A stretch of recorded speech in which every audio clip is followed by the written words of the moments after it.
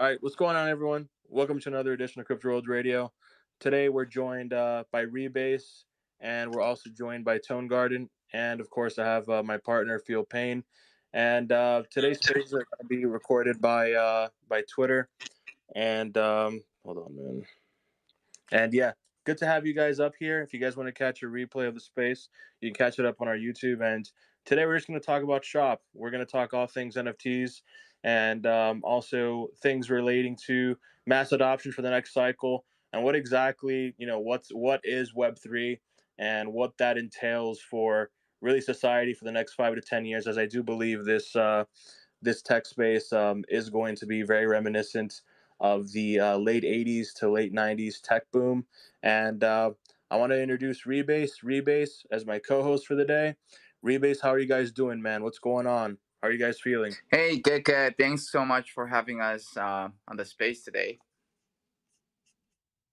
Yeah, no problem, man. I see you guys have recently joined Arbitrum. If you want to give, what we do whenever we feature multiple products in here, we like to give an introduction, and then we like to push forward with the topic of the space. So, if you want to give a brief introduction to what Rebase is and what you guys are seeking to accomplish and what you guys are building on, would love to hear it, man. Thank you so much for coming up here, brother. Okay, amazing. Yeah. So, not sure how many people knows what we are, but we are a AR adventure and Web3 lifestyle application that lets you explore, collect, and redeem exclusive digital rewards in real life. So that also means we are not just a Web3 company, but also a Web2 company. So think of us as like a Web3 Pokemon Go, where you would walk around the city and can collect NFT or rewards or coins or any sort of a coupon and even physical products in real life. So our main goal here is to really merge the Web2 and Web3 environment, but also the physical and digital world together. So we can dive in a little deeper as we talk a little more, but that's our grand vision. And we recently announced that we're going to go cross chain. We are originally based on Solana, but now we recently got sponsorship from Arbitrum, and we are going cross chain. So that's our latest news. Great to meet you all. Thanks for joining the space today.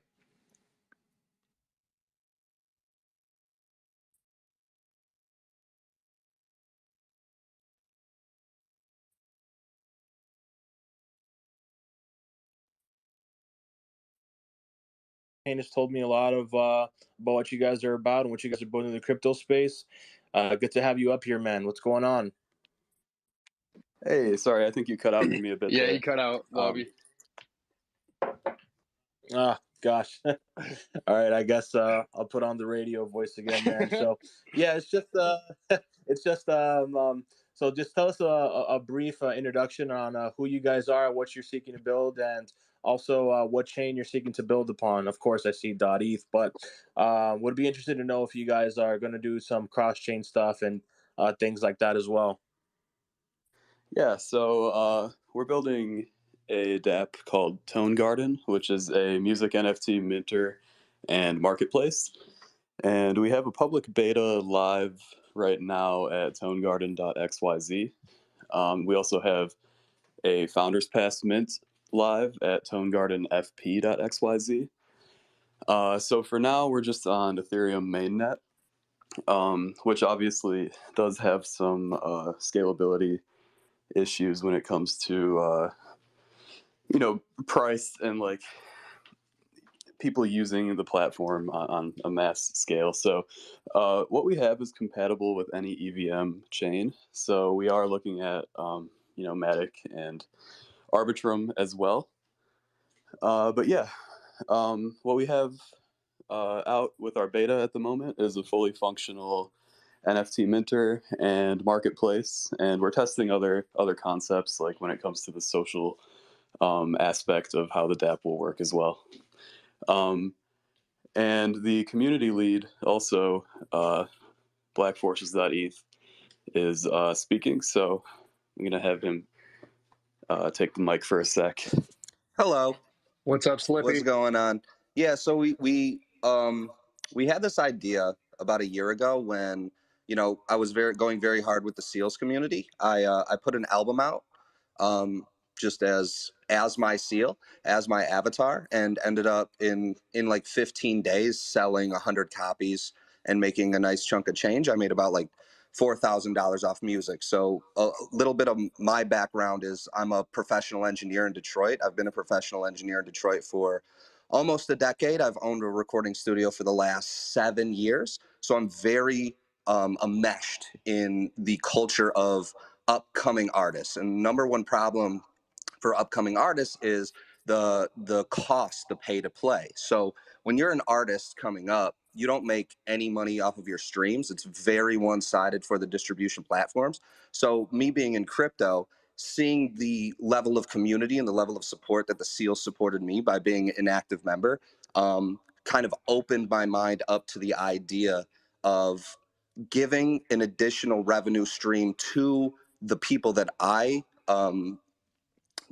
interact with on a daily basis, just recording sessions, and creating something that's really easy to use, very simple, that you can just simply go mint your music in the same way that you would hit a button on DistroKid, which is a distribution platform for traditional music. Make it as simple as possible for them, because these aren't Web3 people, these are Web2 people, so that they can receive an additional source of income.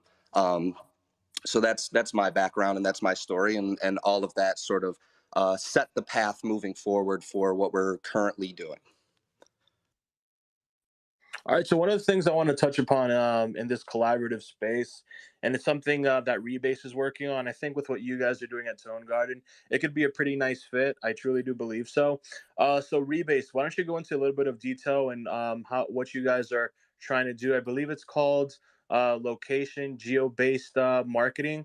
I know there was something on Solana that was trying to build like this Pokemon Go sort of DApp, and over here in Miami, there was like a little event last Easter. At the top of that rally, they had like this little Easter egg hunt, this little dap. I forgot what it was called, but essentially, it was done in place of a mint, where the mint was done where you actually have to go out into Winwood and find the NFTs or something like that. So if you want to go into detail about that, man, and we can kind of bounce around some thoughts and ask Black Forces and Tone Garden like how all of that would work, because I do believe that with NFTs there does have to come to a point where there has to be some sort of like interactivity, and not just like the pressing of a few clicks. Yep, sounds good.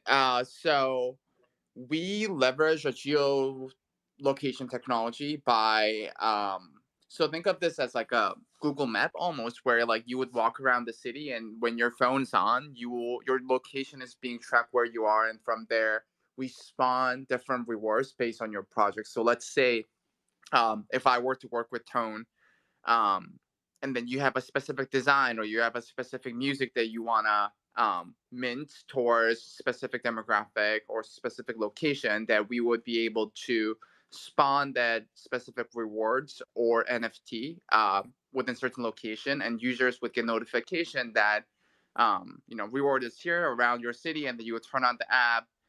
When you start exploring, then you will see all these kind of different rewards around the city. But depending on which backpack you're carrying, meaning that if you are a follower of Tone, if you're a follower of Solana Monkey Business, for example, then you would have a specific design bag and exclusive rewards against that specific project, if that makes sense. So think of it as like, there's different types of Pokemons. Each Pokemon represents an NFT project, and whoever we work with will be able to be part of that specific community.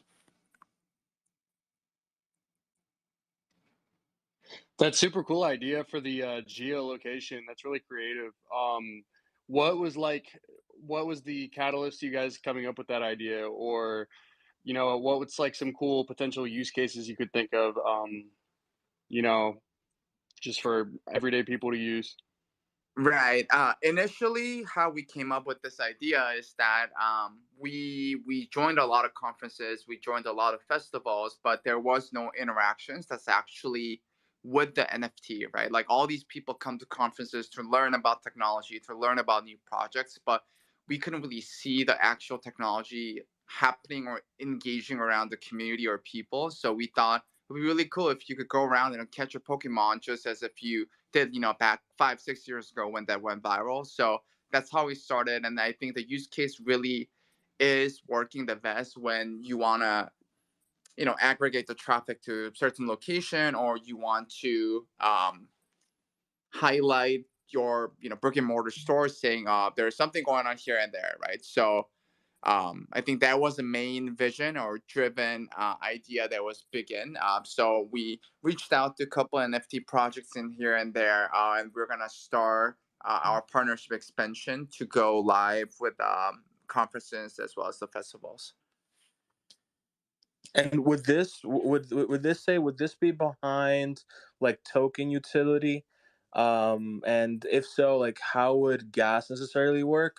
Or would this be behind like in order to participate within this like the centralized application, you would need to have a PFP or something like that? How does that look like for the front end user? Right. So you can just at a beta phase right now, you can just create an ID, and then it will just automatically create a Solana based wallet for you within our application. And even then, we have a basic spawning mechanism for all our users where they could still walk around and catch rewards and points and all that. And then once you collect enough PPC, that you could redeem as our IRL token, which we're gonna go IDO pretty soon in the next couple months. But outside of that, I think what's interesting is that if you hold a specific PFP, let's say, our the most recent partnership announcement was with Solana Monkey business or Monkey DAO, right? So then what could be interesting is that if you're a part of a DAO member or if you hold any PFP, then you will have a exclusive reward pool, and also your reward within our map is going to show up as a very specific 3D asset. So let's say if I were to work with a Bored Ape Yacht Club or like Solana Monkey business, your reward is going to look like a 3D model of that specific characters, which I think is a great energy to bring it out for community activities as well. So it's going to be different by each project. But to answer your question, without PFP, you could still play the game. So this would be like an interactive OpenSea, would it not? If there's a variety of collections featured in it, and like you win rewards and all that stuff, that would also subdue what the video game industry is struggling with a lot of microtransactions. Because like with traditional video games, even though like they're fun, really, if you were to compare it to video games back then, it's sort of like you think you're paying for a hamburger, but you only get the bread, and you have all these microtransactions for the meat, for the tomato, for the cheese, and some of us we like to eat, right? We like to be gamers. So am I correct on all of this, where it's sort of like maybe a fork of OpenSea, if that's even possible, or something like that, where you would have mints be interactive and all those things, and during that mint, you would earn little rewards, and perhaps, hey, maybe if like there's some sort of collaboration with Tone Garden, there can be like little music playing, right, as ads or something like that. Yeah, so that actually reminded me of some live, verifiably live music experiences that we've been talking about doing with one of our partners here in Austin, Texas, Music Hill Ranch. So we did a bunch of South by Southwest performances out there and studio sessions. And one thing we thought would be really cool would be to record all of these live performances and mint them as a basically like a verification that you were at this performance, and you could get the music NFT as part of the package. Rebase, I know you Yeah, came off of mute. I, Go ahead, brother. Oh, no! I was just gonna say, yeah, whatever you guys just said. Like, I think the analogy was pretty funny, but I think, yeah, essentially, depending on who we work with, I think everything could be doable with the location-based campaign. But the very essences of our application is really going live, going outside, and then interacting with real world. But in the same time, you're also somewhat collecting rewards in here and there, and also you could represent your own community. Yeah, I think I just wanted to say for Tone Garden, I went out to the that show for South by that they were talking about, and it was super cool to see. And that's where I met Black Forces and Tone Garden, which is Young.eth. Both super cool people, and I'm really bullish on them as founders. But I think that there's so many different ways that, like, I think NFTs frankly are going to be like way bigger than crypto ever was, just because of the accessibility of them. Like, not everyone is going to want to sit there and like trade a chart, right? But like, I think there's a lot more people that would be willing to like buy an NFT and hope it goes up, like, or just buy it just to be like as a part of the community, like, unironically, it's really met some really, really cool people through Twitter. And I think that just Yeah. like all the use cases, like the meta kind of changes for NFTs like every 2 months. Like, it's basically where like ICOs were like in 2017. And yeah, I think that there's just so much that's yet to be done. Like, we're not even like at the very, very, very tip of the iceberg of like what can be accomplished. But I would Right. I like to, mean, there will ideally yeah. be a future where NFTs are collected without the concept of number go up, where they're just there's Yeah, something that our makes sense to use NFTs where it's not an investment. and I think a lot of that will come with like regulatory clarity too, because like even doing your taxes and stuff for NFTs is still like a huge pain in the ass. Because I mean, is it an investment? Is it capital gains? Like, what is this? Like, I think our regulation is just like crypto is Bro, just so many decades ahead of like where the technology currently is, that it's hard for it to even it's hard for like anything that we have existing as far as our framework to like accurately uh deduce like what you need to pay your taxes on and all that. But anyways, yeah, I think that there's going to be like some insanely neat stuff coming out of the NFT sphere for music. And I mean, these guys are basically one of the only, like, there's not that many projects that are building on that. And I think once artists really realize like how much money they can actually make, like, dude, I think Black Forces, your story is so cool. How you sold your album to all those, to like the SEAL community. And by the way, it's actually tight. Like, it's very entertaining. Like, Young produced a bunch of the beats on there too. But like, dude, you made like $4,000 from that. I mean, how many Spotify streams would that take? So I made 100 sales. The equivalent on streaming would be just either just shy or just over 1 million streams. And by the way, in real life, working with all my clients, I've been rapping for 16 years and no one even knew I rap, and no one even knows that I made money off an album. So all of my clients coming in, I've made vastly more money than they ever have. And the reason is because you strictly cut out the middleman.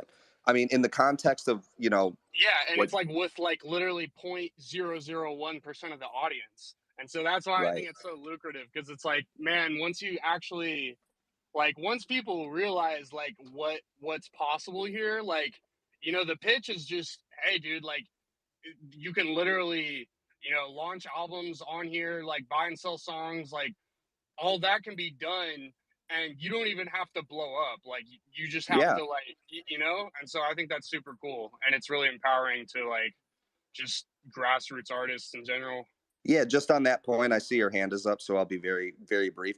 I mean, there's already the proof of concept with people who collect music. I mean, there's still people who collect vinyls, and that's sort of what I want to imprint upon, the artists that I work with, and collectors in general, where there is a market for people who simply want to collect music. The thing about distribution in general is, yes, you pay a very cheap amount to have access to every single song, but there is something to be said about ownership. And the way I equate music NFTs is it's bringing back hand-to-hand sales from the trunk of the car in a digital space. It's bringing back that, and that's where the culture starts. That's where the culture really exists. Having something that no one else has is a magical experience, and digging through the crates is a magical experience. And what we're trying to do is just create the tools. We're not trying to gatekeep. We're not trying to curate. We're not trying to have an opinion on the music itself. We're trying to give people the ability to create and stay creating, because a lot of people, I know some of the best rappers that you'll never ever hear simply because they're priced out. And with the way NFTs are, believing in NFTs, as I'm sure we all do in here, the world of digital assets and collecting them and ownership, it's inevitable. So just front running that as a concept and allowing access to all of these people and having micro communities around artists, and then the macro community of Tone Garden, which is the tools. It's amazing. I just want to see a world where people can actually create and be creative and not be so stressed and worried about money, because that obviously limits creativity and it destroys dreams. So I'll pass it over to, Go to to Emotion. Emotion, Motion. what's going on, brother? Good to have you up, man. Yeah, what's up, And we see everybody? you on the GME spaces and the AMC Ave spaces and all of those No, things. I know it's been a minute since you came up here. And Payne, I know he said something about like what's going on. Well, let me tell you, man, FTT and Solana are pumping. So I mean, we're entering in an environment of what's Solana's going catching a on. bid, bro. Yeah, yeah, man. It's a beautiful day, man. And tomorrow, we're gonna have a good CPI print, and we're gonna continue getting the pump on the coin. So that being said, man, before I pass it to In Motion, guys, if you're enjoying the space, please give us a follow here because Bitcoin, it really does help. We quite frankly busted our ass to get this yellow check mark, man. So if you guys are enjoying this conversation and you guys want to catch more of these spaces with founders and devs and all that stuff working on what I believe to be the next wave of innovation, feel free to follow us here because Bitcoin and also Rebase and also Tone Garden. If you guys want to check out our co-host for today, Rebase, you want to check out their stuff, feel free to check out on the first slide. I know In Motion just like pasted something on there. I have zero idea what that is, man. So I just want to make that abundantly clear, bro. A lot of people I will so, probably not know what that is, man. So if you're gonna talk about that, feel free to do so, brother. Good to have you up here as well, man. How you doing? thanks, man. How are you, King? What's up, everybody? So, the reason I posted Is he that up there. speaking, guys? I don't know. Can you guys hear me? Yeah, I hear I it. can hear you. I Yep, know I can hear you. King's roboting. Is anybody hearing that? Okay, it might have to be. It might. Oh gosh. In Motion, can you drop Yeah. to listener and I'll bring you back up? I don't think our producer's on the other line at the current moment because if it's recording, that means he's recording our previous shows. I'm here.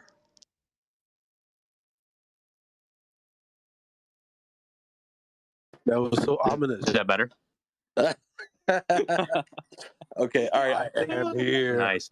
Big shout out to Dow Chemist. What's up, man? How are you? Hey, what's up, guys? I was listening. I think it's great that you guys are using geolocation and making NFTs more tangible, right? Because I think that's where the adoption is going to happen. So I was listening and trying to get some of the alpha.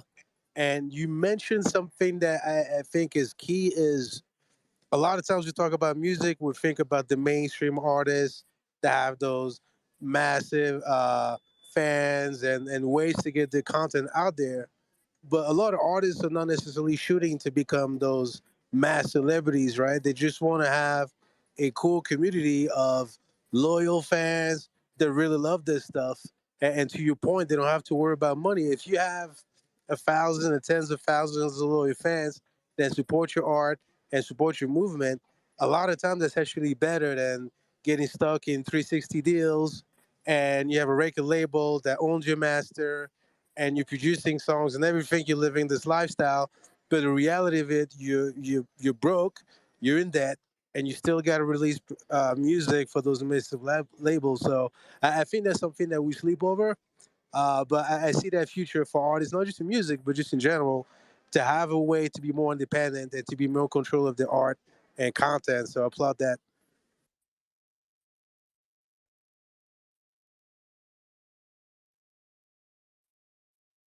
Emotion, go ahead, brother.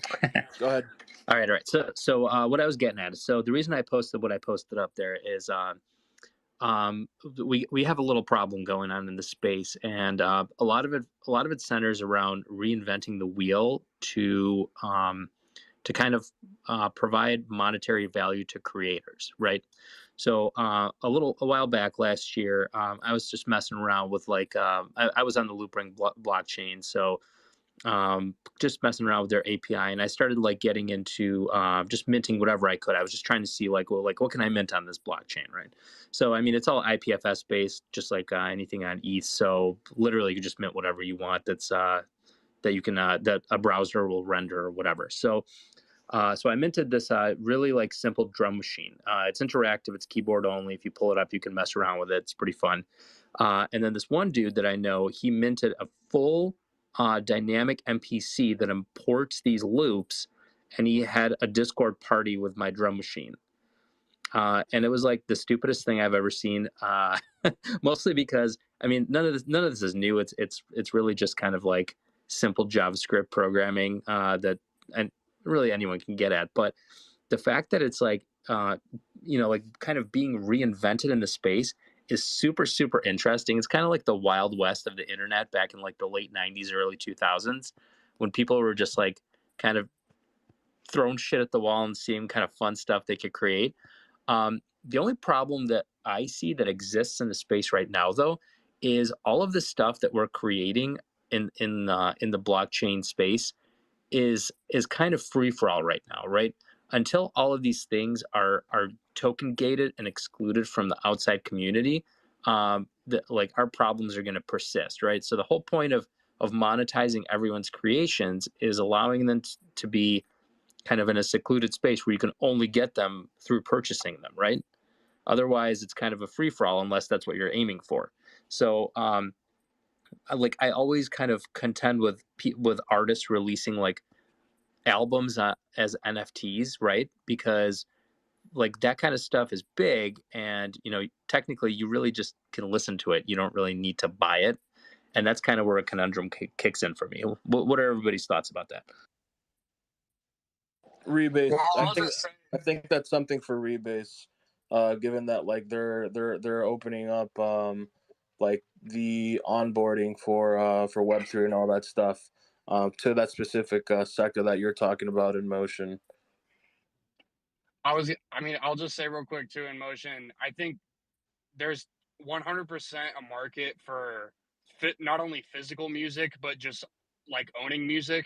You know, dude, the vinyl market is literally like exploded in the last 5 years, and I've been collecting records since I was like 12. And just because I'm like a huge music fanatic, and like I to this day go record shopping like all the I time, got a basement look for full of vinyl. I albums. hear you.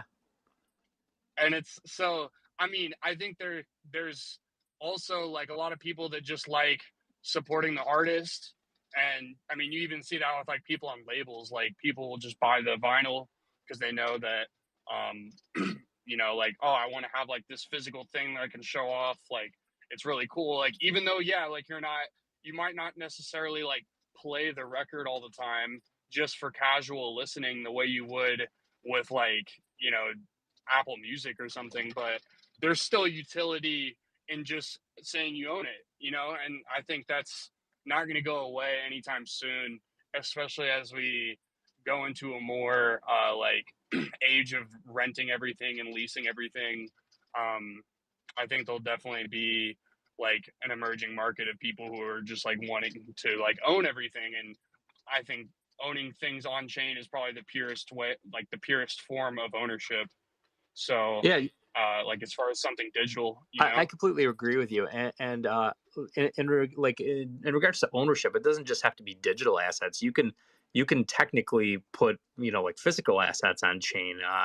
You can have some kind of receipt for them. yeah, there's real It's estate. it's really anything. Yeah, It's just a matter of kind of acceptance. And there, like, we had this discussion the other day about like, remember how looking for music back in like before the early 2000s was like a fucking adventure. Like if you heard something, like I remember I heard, I was in like the Netherlands, and I went to an Armin van Buuren show in like 98, and I was like, holy shit, I gotta get this dude's record. And it was like his first record, and it was only available in the States, in Toronto. I was like, fuck, I gotta go to Toronto. So like I ended up like trekking up there for like hours, like looking for this DJ store that had one copy of it. Like that kind of stuff can't be reproduced today. So, to your point a little bit there, Motion. Um, Part of Tone Garden is actually like a playlist feature that solves that a bit. So users can have up to 8 songs in their garden, and then other users can essentially discover music by going through other users' gardens. And then if an NFT is minted out of a user's garden, then they'll get like a profit share based on whatever the owner of the mint puts as the profit share. So I think the concept of owning music NFTs makes sense, but the infrastructure to use them and discover them and play them, it's just not there yet. So that's kind of um, the issue that everyone's trying to solve right now. For sure, for sure. Rebase. So I want to pass it over to Rebase about the discussion that we're having with everything that's being discussed right now. I know In Motion brought forth the idea of like, why does everyone have to purchase something or anything like that? Although I don't think that's necessarily going to go away, but maybe something that's more affordable to the everyday user. Would it be possible with what you guys are building to have some sort of renting implication or application for what you guys are building? So say like, I want to rent out like this specific geographical location, sort of like a test run or a demo of sorts. Would that be something that can be resolved with what you guys are doing? I don't think we would have a technology to perhaps rent. But I think listening to Emotion, what I thought was really interesting is that music always brings that very physical memory in some way, right? Like you listen to this music and then you remember, oh, like I remember walking down the street in New York, I smell this perfume, I smell this restaurant, blah blah blah, right?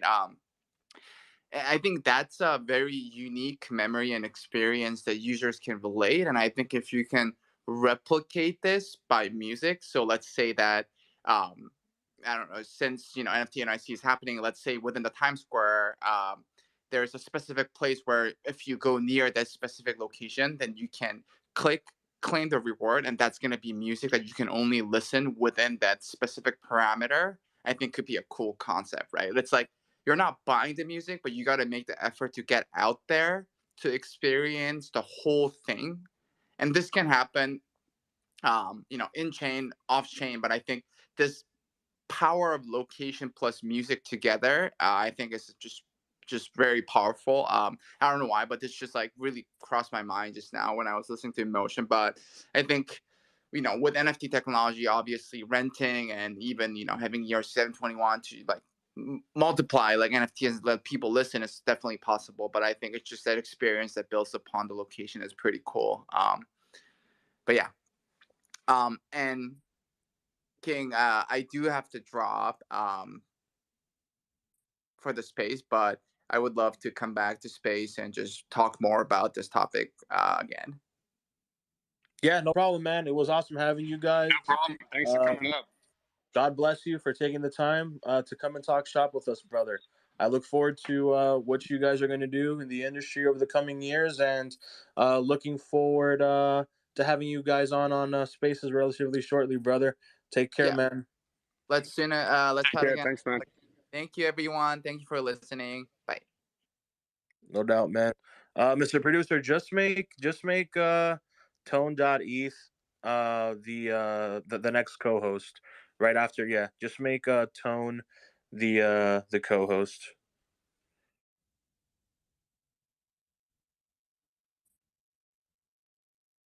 All right, cool. Yeah, we're all good now, man.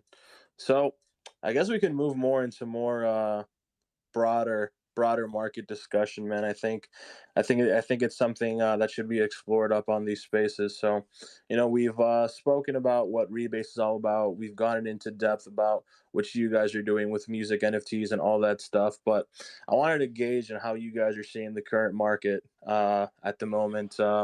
Either Black Forest or Tone, if you guys want to get into that sort of conversation, how you guys see like the crypto market within the next year or so, now that the halving is about a year's out, man. Tell me how bullish you guys are, man.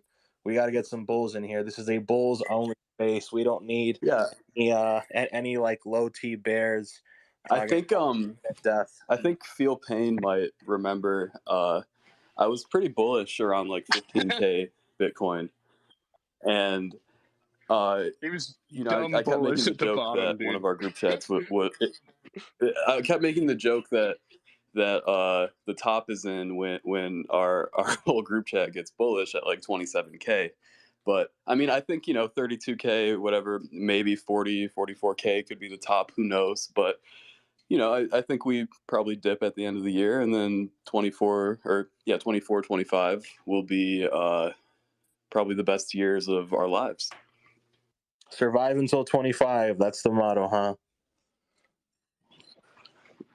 Yeah, Yes, man. sir. At this point, it's just like from a fundamental perspective, there's an insane spot bid on BTC that's like it's not derivative based at all. Like there's no spot selling, and it's before CPI. Like, dude, if there was, I mean, it was said in Market Talk today too, but I think this is a point to drive home. Like the window to sell before CPI and Shanghai for ETH is like it's pretty much would have happened. I think I don't know, like I don't know why. I mean, we'll reassess the situation after those events, obviously.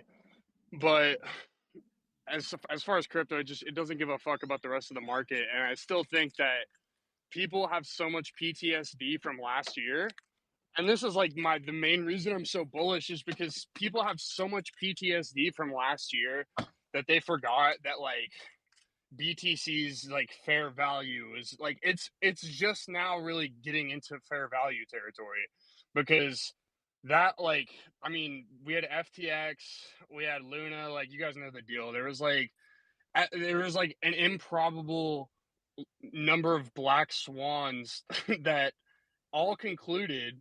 And so at this point, if you just think of it from a probabilistic standpoint, it's like, okay, what are the odds we get like a real just insanely destructive recession, and what are the odds that we actually just like range or like have a sustained period where we might see unemployment going up and we might see like things cracking within the economy, but there's enough catalysts within crypto specifically to keep us afloat or like not not like nuke us super hard or whatever.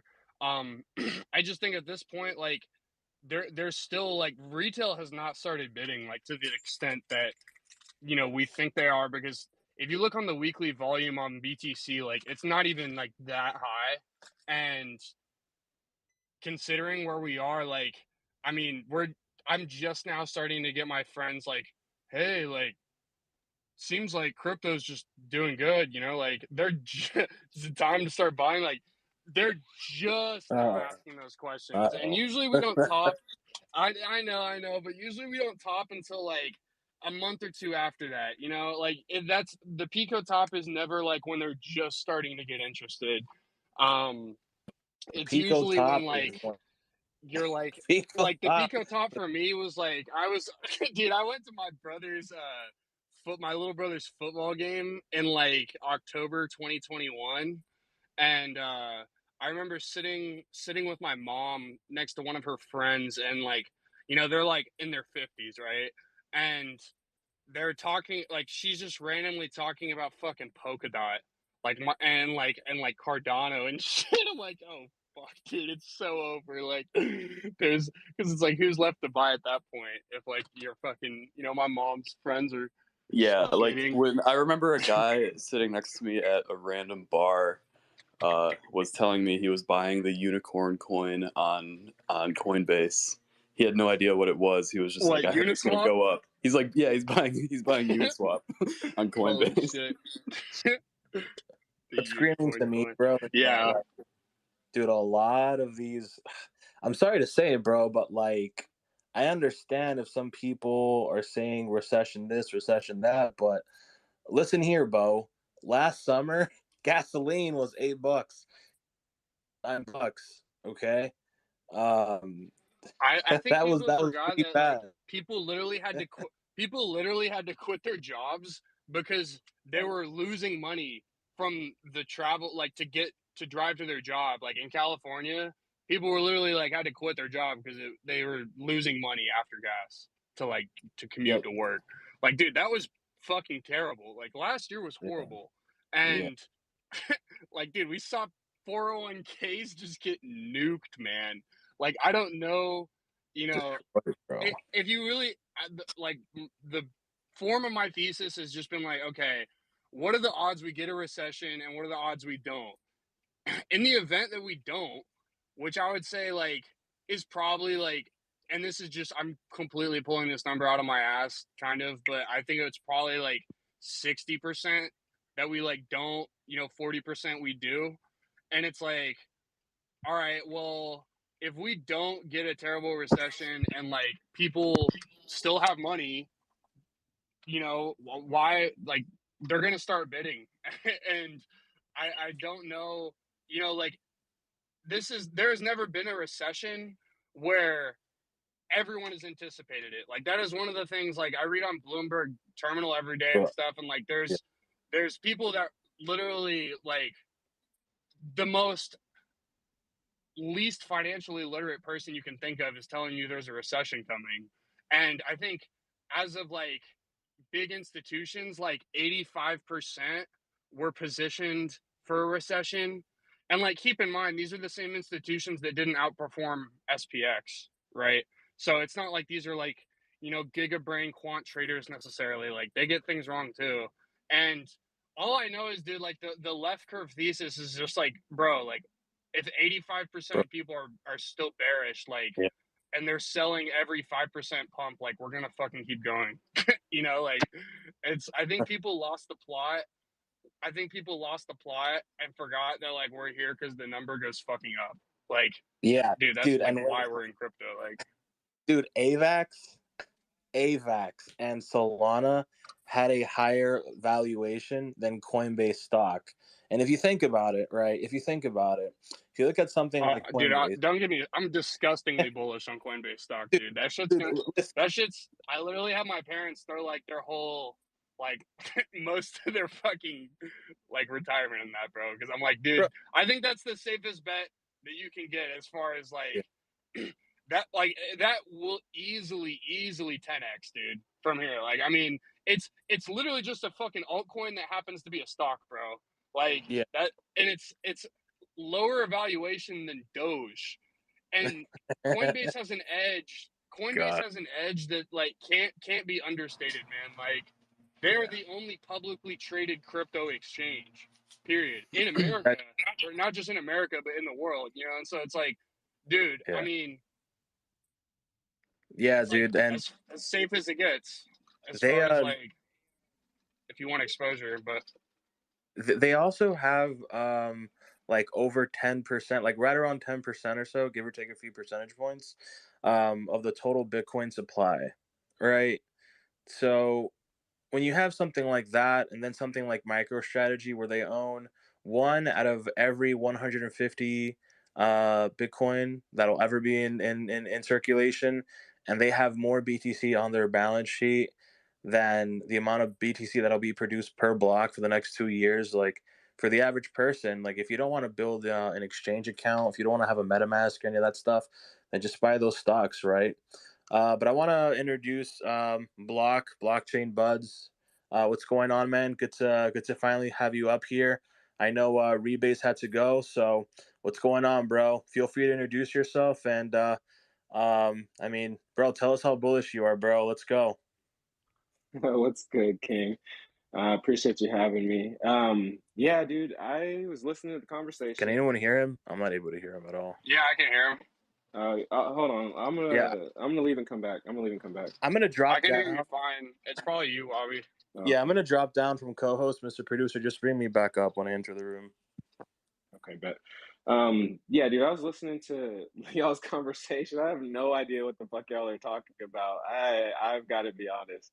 But I am bullish on AVAX and Solana. I'm bullish on Bitcoin. I'm pretty much bullish on every place I can make a couple dollars, to be real with you guys. Yeah, the market's up. Who isn't? Yeah, right. The market's going up. So yeah, I got a little bit of itty bitty bag in pretty much all these coins, especially like the shit coins. Shit coins are where you can actually make a decent little bag. So yeah, man. But yeah, I'm Block. I do comics. We do PFPs. I run an art studio, Blockchain Buds, and yeah, that's pretty much my introduction. Hell yeah, man. When did you get into crypto? I've been in crypto. Well, I was one of those guys who was buying drugs online, like weed and shit online in 2013 and shit. So I got in many such cases. Yeah, I got into crypto in early That's how on. I did too in like 2018.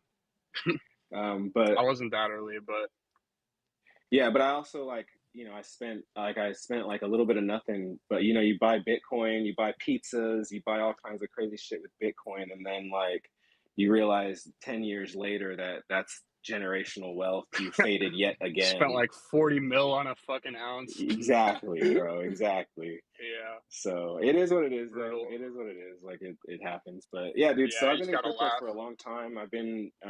I took my art studio. Like I've been doing art for like 13 years, running a studio, and then I took that shit from I took that shit from Web 2, brought it to Web 3 like last year in March, and started growing this account. Like I opened a new Twitter and everything, took it seriously and shit, and then just kind of wanted to, I just wanted to like be the go-to art studio for like collections, for projects, for individuals. Even like we work with everybody and anybody that wants artwork for their, we do make comic books, we make cartoons. Like we did a dope ass cartoon last year.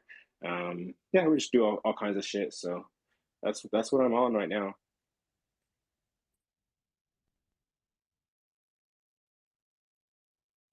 Block. Oh yeah, man. When did sorry, go ahead, Wabi. Is he rugging or is it me? No, Wabi's definitely rugging. You're roboting. I've been doing spaces for a long ass time though. We've been doing like I think today is our 170, I think our 177th day in a row. 177 or 178, I can't remember, but yeah, we're doing our spaces like every night right after. I don't know if you guys know Shill and Villain, but we do a show like right after his. Yeah, we're mutuals. He's cool. Yeah, for sure. That's cool. For sure. Yeah, so I do a show with him or after him every night.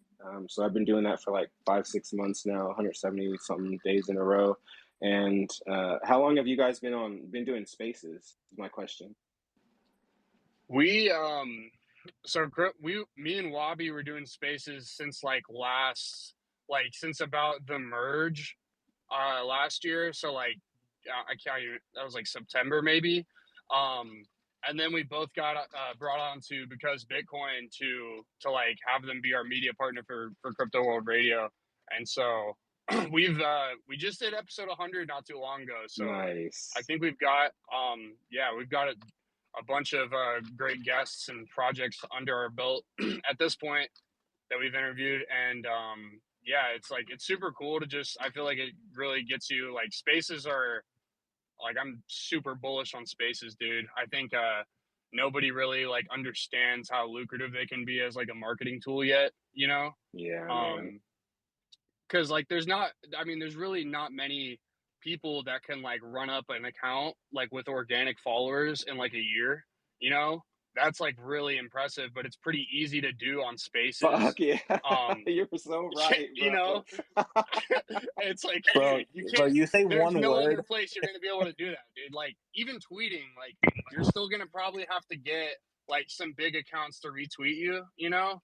But if you're like consistently on Spaces with like a decent audience, you know, like your account will grow. And but I think no one even realizes, like, because I'll try to explain it to people like what our show is, and they're all like, oh, it's like a podcast, and I'm like, not really. Like, it's not really a podcast. Like it's basically, I mean, it's basically the evolution of like the call-in radio show, you know. It's a But virtual summit, dude. It's almost like a virtual summit. it's awesome, and it's like, if you don't think that, like, I'm sure, dude, like, I'm just thinking like 3 years down the line, like, this probably sounds frothy as fuck, but like there'll probably be some Twitter feature where like everyone has like their NFT or something and like meets in augmented reality in a space, and it's like an actual room or something. Like, I don't know, I think there's probably like some crazy potential for Spaces going forward. And I think that like Twitter as a whole is probably going to really benefit from like crypto's growth. 100%, bro. Block, are you able to hear me? Yeah, I can hear you now, King. Block, you Yeah, able I to can hear hear me? you now, man. Oh, yeah. Finally, bro, dude. There's just been like a fucking thunderstorm in my area down here in South Florida. It's just been terrible, man. But I guarantee you it dude, ain't that. man. I So, guarantee you it's fucking Twitter be going to zero. I dude. promise you. So, man, dude, something about Spaces, bro. Like, it kind of dawned on me. This is essentially almost like a virtual summit, right? So usually to go to a conference to listen to like your favorite devs or like, you know, NFT artists or whatever, your ticket size for a room and board and the plane and all that stuff, you know, it could be north of $5,000, right? Depending on, you know, what style of ticket you get, exclusive access and things of that nature. But with Spaces, right, it provides you like free access, and the speakers essentially, like, they get more mic time, because in a conference, dude, like your favorite dev or whatever is only going to have like 3 or 4 minutes on the mic, and then it's over. And you know, with Spaces, it's like a more interactive experience. So I do agree that, like, you know, eventually there'll be some sort of augmented reality stuff, but Twitter would have to be like a decentralized protocol and integrated with like Arbitrum and this and the other. And I'm not sure Elon is gonna get involved with like any of that shit, bro. To be honest, I think it's gonna be something like Lens Protocol, or It's it's just gonna, probably gonna come off of the brains of like some middle schooler right now in the next 10 years, dude. You know, I don't think it's gonna come that's from fact. anyone that we know, dude. Like, it's probably some like brainchild in like seventh grade right now who's gonna make like the ultimate platform for social interaction on social if you want to call it that, you know. So I'm yeah, not like, blocked. Good. one. Oh, I was just gonna say, like, I'm probably like way too mid curve to like think of anything, but I don't know how bullish I am on like social-fi. Like, you know, like I don't know what we had this debate with Nakamoto a while ago, but like I don't know what the use case is necessarily. Like, you know, I mean, obviously there's like different ways you can monetize things. Perhaps like you could, you know, have something like Twitch where it's like donations or something like that. But it's like I don't really like I don't know why we need to like have our tweets be on any chain or something like. But if someone has heard like a good pitch for SocialFi, I mean, like I've GameFi obviously chain, like dude. know of like Lens and like different things like GameFi that, chain, but dude.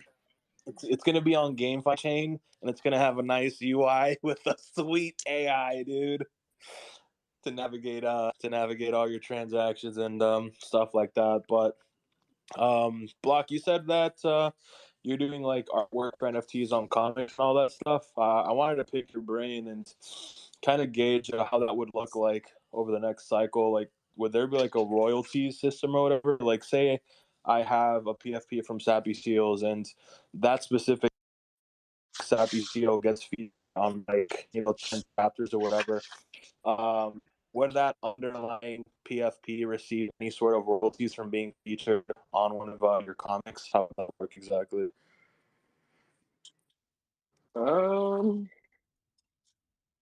Shit, dude, I don't know. I think That's an I think it'd honest be answer. That's an yeah, dude. honest I answer. don't. I'm the most transparent motherfucker here. I promise you that. If I don't know some shit, I'm just gonna tell you like, fuck, dude, I don't know, and I'm too lazy to think about it at the moment. To be real with you, no, though, I think there's a huge use case for stuff like this. I think that I think you just need like the right devs and all that kind of shit. Because who wants to keep notes and keep track of all that shit? Not me. Like I said, I'm lazy as fuck. I don't want to do that. I just want to make the art and go from there. I like to make the comics, but like I think once you get the devs to actually, you know, maybe you need like a structure in place, like something in place, like a protocol or some shit like that, and go from there. But yeah, dude, to me, like what I like how I do it is I just ask people, hey, do you want your PFP featured? And then we just go from there. There's the deal is made that way. But I think in the future, like we'll be able to do it with like actual protocols and shit like that, and it'll be a lot more hands off, permissionless, I guess is what they call it, permissionless. So yeah, that's kind of my answer. Like it's really, I don't know, it's maybe a non-answer, and I apologize for that, but yeah, it's one of those things that I haven't really had to like think about that much, you know. So, but yeah, dude, I love putting people's PFPs in stuff. It's just like, hey, they just ask me like, hey, can my PFP in here? Like we're doing a DeFi Ape comic book. I think we're on like page 3 of 15, and like so I got I think like 6 or 7. I had a few different slots. I had like 8 slots, 2 for like people to actually add their likenesses in. So I got to add King Fud. I got to put King Fud in my comic, and one of our other friends, our other group members, and then like 6 PFPs. So, but I just asked them, or actually, I tweeted it out, and they just asked me if they could be part of it. So, and it's a free comic, so there's not any money going into it anyway. So, it's just one of those things. Like that's just how I do things. But I'm sure eventually I'll be able to have like a protocol to use, and people will actually be able to like swap characters out, like especially if it's PFP shit. Like bro, all it is it's the same base but just different traits. Literally same base, different traits. You don't have to like do too much work for that, you know. So eventually we'll be able to, just there's probably going to be a protocol in place, just like how the Sappy Seals have. What do they have, like that their meme generator? Like it'll be probably something along those lines where like I can just input the page, and then I can input like certain specific like art on the page, and it'll just automatically change when you have different PFP numbers on there and shit like that. So yeah, eventually, but not now. Not at the moment. What made me think of you like not having an answer to that question is one of my neighbors. Actually, he was super early to like the whole tech boom, and he like made it off the tech boom basically, and he was like extremely bullish on the internet, like extremely early adopter, and he ended up making it. But like he was telling me about crypto, because I was like trying to explain to him different use cases and stuff, and like he gets it all, and he was like, dude, listen, like when we had the internet in like 1999 2000, like it was, I know obviously crypto gets compared to like the tech boom all the time, but I think it's a very like fair comparison because it's pretty much like so many things are similar about how the how the market cycle went.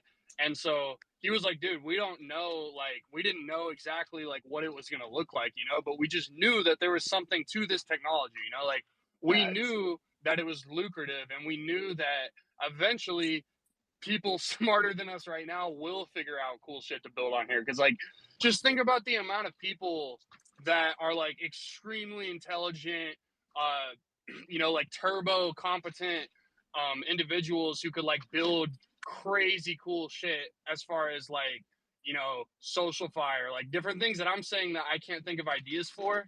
You know, there's people who haven't discovered crypto that are going to find it, and they're once like the light goes off in their head, they're gonna realize like, oh wait, I can actually do this thing that I've been trying to do like on chain and either make way more money or have it, you know, be way more lucrative for like the people who want to engage with my content or whatever it may be, you know. And so I think that it's okay if you don't have like a perfect answer of like what it's going to look like, because I think that the people who are truly like convicted and the people who are smart are, you know, just going to make it off by virtue of like sticking around and you know, seeing what comes out, so that whenever there is that thing that comes out that is like truly groundbreaking, like you'll be one of the first people to know about it, you know. And so I think it just is truly going to pay off so much in the next like 2 to 4 years to just be active and just like keep your ear to the streets, because once it's in a bull market too, it gets so there's like the noise increases by like, you know, 20x, and so it's way harder to like sort actual alpha and like real great content from like grifters and from you know, like we all know the people that just like pop up now that we're above 30K, like, hey, first time in like a fucking year. Yeah. It's just, so right now is the time to truly like, you know, really buckle down and like do the fucking research on like what's going to be like some great projects for next cycle. Yeah, you're right about that shit, man. That's another reason why spaces are so important too. Like, talking about grifters, like, dude, if I recognize your voice, they come back like, dude, I'm not even gonna talk about it, but yeah, that's actually really apropos. But yeah, dude, I think people who have that conviction, that know that something's coming, like maybe like we have so much technology right now, but it's not all organized and perfected for us to use it, you know, for this particular thing or that particular thing. But we do know that it's there, and more technology is coming, you know, and more protocols are coming. So yeah, I do have the conviction necessary to stick around and just keep my ear to the streets and just kind of like figure it out. Like we're gonna figure this shit out like eventually, you know, and probably and the way things move in this space so fast, shit is not gonna it's not gonna be confusing for too fucking long. You know what I mean? Like we're gonna be able to make something happen no matter what it is. It's gonna be lucrative. It's gonna be, but yeah, you're right. We gotta watch out for the grifters. Goddamn, we gotta watch out for the grifters. Yeah, man. It was so tragic with all the like the open editions were the worst offenders, dude. All the open editions recently, where it's like people will just sell out the the mints. It's like, you know, you've seen it, dude. It's like the 24-hour mints, like all trying to replicate checks, basically. That was the hardest grifting I've seen in a minute. But yo, what's up, Bobby? You gotta take a break for a second. Yeah, I'm having like insane connection issues, man. Having a delay. I'm gonna drop down to speaker, and then Mr. Producer, just make Payne co-host. But in the meantime, as well, if anyone in the audience wants to join the conversation, feel free to do so. Just click that request button, and we'll bring you right back up. Hey, yeah, I'm having some connection issues too. So if I do get rugged again, I might be out of here. But I'm very grateful to be up here. Thank you so much for having Tone Garden up here, me and Slippy. You can check out our beta at tonegarden.xyz or our founders pass at tonegardenfp.xyz. Yeah, and it's been great. Thank you guys. Yeah, make sure all y'all go check that out. I know Young personally. He's super and Slippy Black Forces. They're both super great guys. Met them in person a bunch of times. Super cool people, and I'm extremely bullish on what they're building. And there's really not anybody else that's like doing it like them. So I would definitely keep an eye out on Tone Garden. I think they got a really great niche carved out that's gonna do amazing once we get some more market participants coming through and engaging with like learning about NFTs and music NFTs and stuff. But all y'all go check Yeah, that out yeah. for sure. And thanks for coming up. During South by Southwest, I was exposed to kind of, it seemed like all the people that are doing music NFTs at like a large scale.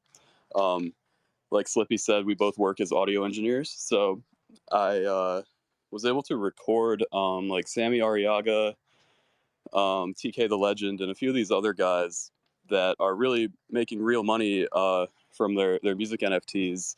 They're all kind of using Sound XYZ at the moment, um, and they have a huge community. That their group Campfire XYZ had 30 um, producers, songwriters, artists come in during the week that were all involved in Web3, and there are people that get it right now, and there are people building right now.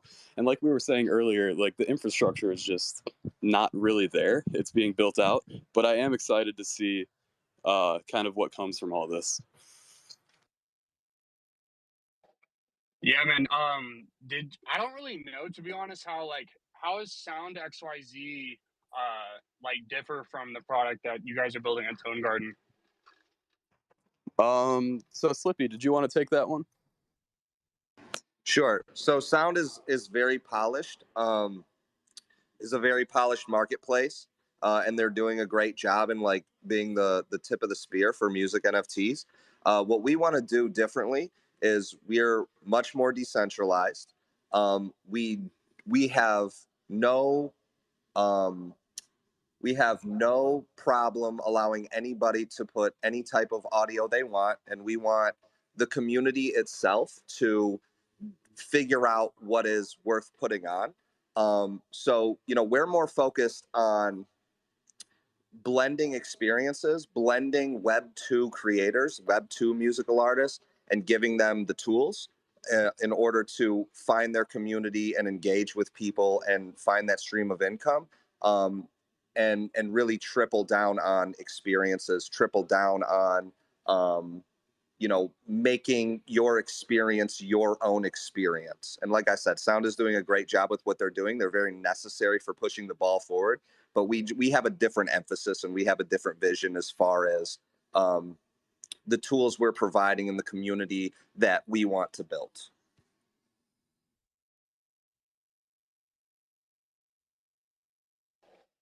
For sure, man.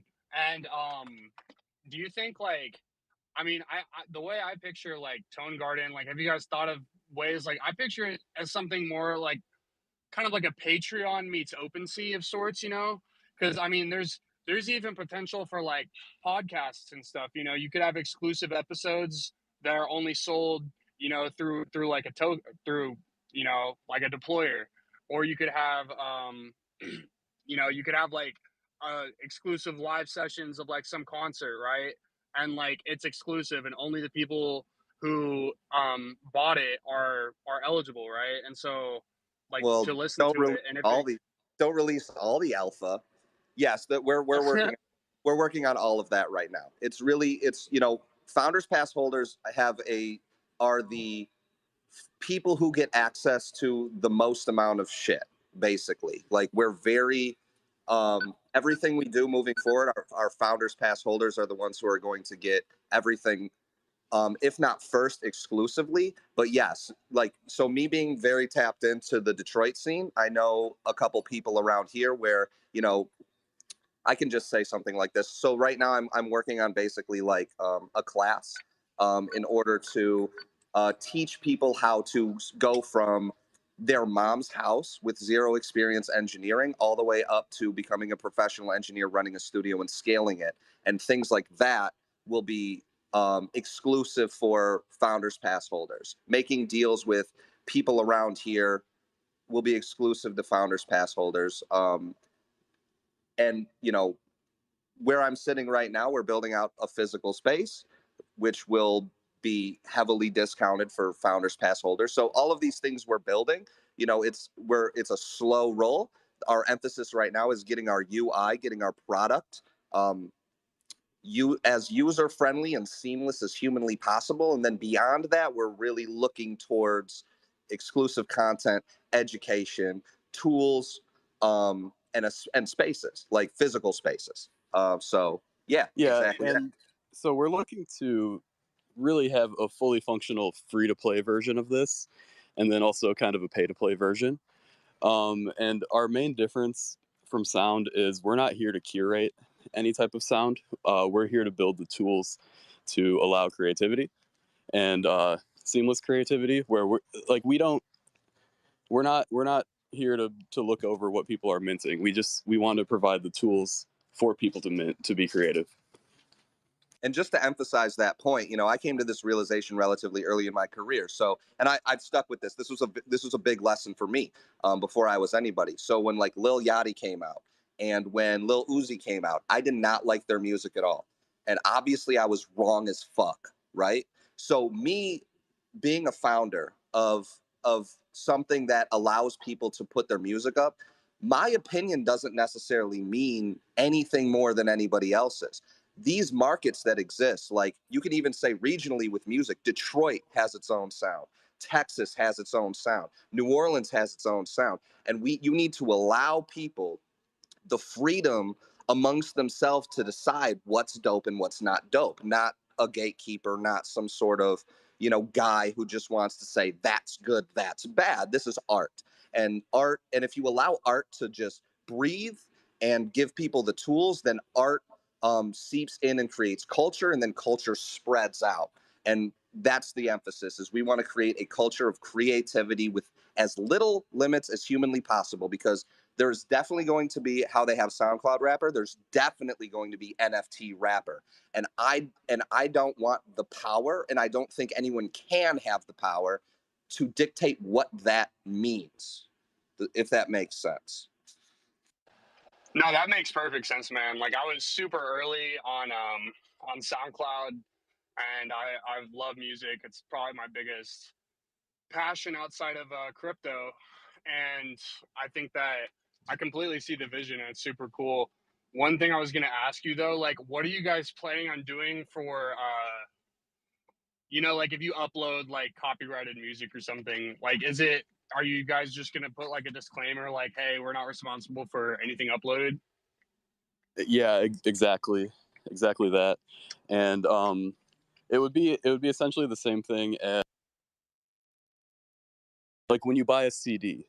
You're allowed to make your own backup copy of that CD if you don't technically own the masters, but you're not allowed to sell it.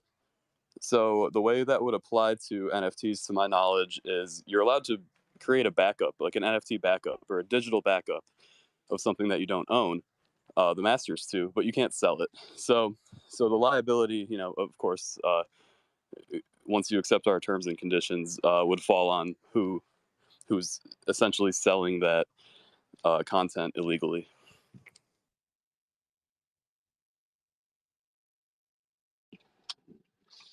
Where that makes sense. So like, yeah, wait, I'm sorry, dude. Are there's no way like that you can do that legally? Like, is it not legal to like re-upload, um, as like the copy you were saying?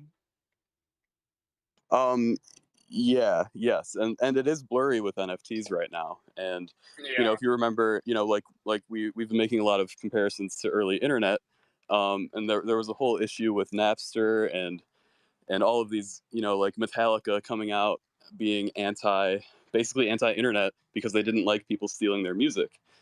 And a lot of that will be happening with NFTs. It already is happening.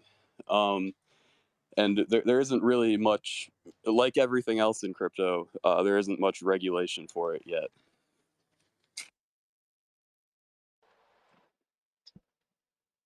Word, yeah. I mean, it's one of those things like you just got to build it and see what happens. Like having like that doesn't stop any of these people from like making exchanges or any other ways to like capitalize off the growth of the industry. So I know you guys are going to do great and keep killing it. But do you guys have any plans for like marketing or any big things like on your roadmap coming up? First off is polishing our UI and user experience. With our beta, we kind of put out a bunch of features that were, I'd say like half done. Like the commenting and adding friends on our site is kind of clunky and weird. So our first steps are kind of just polishing everything and making it feel more seamless and less clunky. And we're kind of building that as we go. And when it comes to marketing, we're starting very grassroots and very small, kind of the same way where we started with Sappy Seals, where we minted Sappy Seals, and then Slippy and I were like original members of that community. We just made memes. It was fun. Um, we're kind of just trying to stick around and be here when that next wave comes and be ready for that next wave. So we're not really going to take the route of trying to partner with Snoop Dogg or something, because that in my opinion isn't really that doesn't align with what we're doing and would potentially be a waste of money.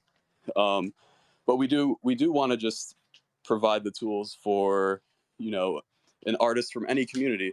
Where Slippy always says this, that there's a rapper in every PFP community out there. There is a rapper. There's someone that could apply that same. If you think of like spotty Wi-Fi or whatever with punks, uh, you can apply that same method, a method that has worked over and over, just to get your music out there. So no, we're more community based and focused on building out our product kind of right now during the bear market. Hell yeah, man. And what do you think will be like the catalyst that brings a lot of people into like Web3 music? Like, do you think it'll be something like, oh, like one artist just tried it and then made a ton of money and then kind of told people like, hey, you can actually make like a lot of money doing this NFT thing?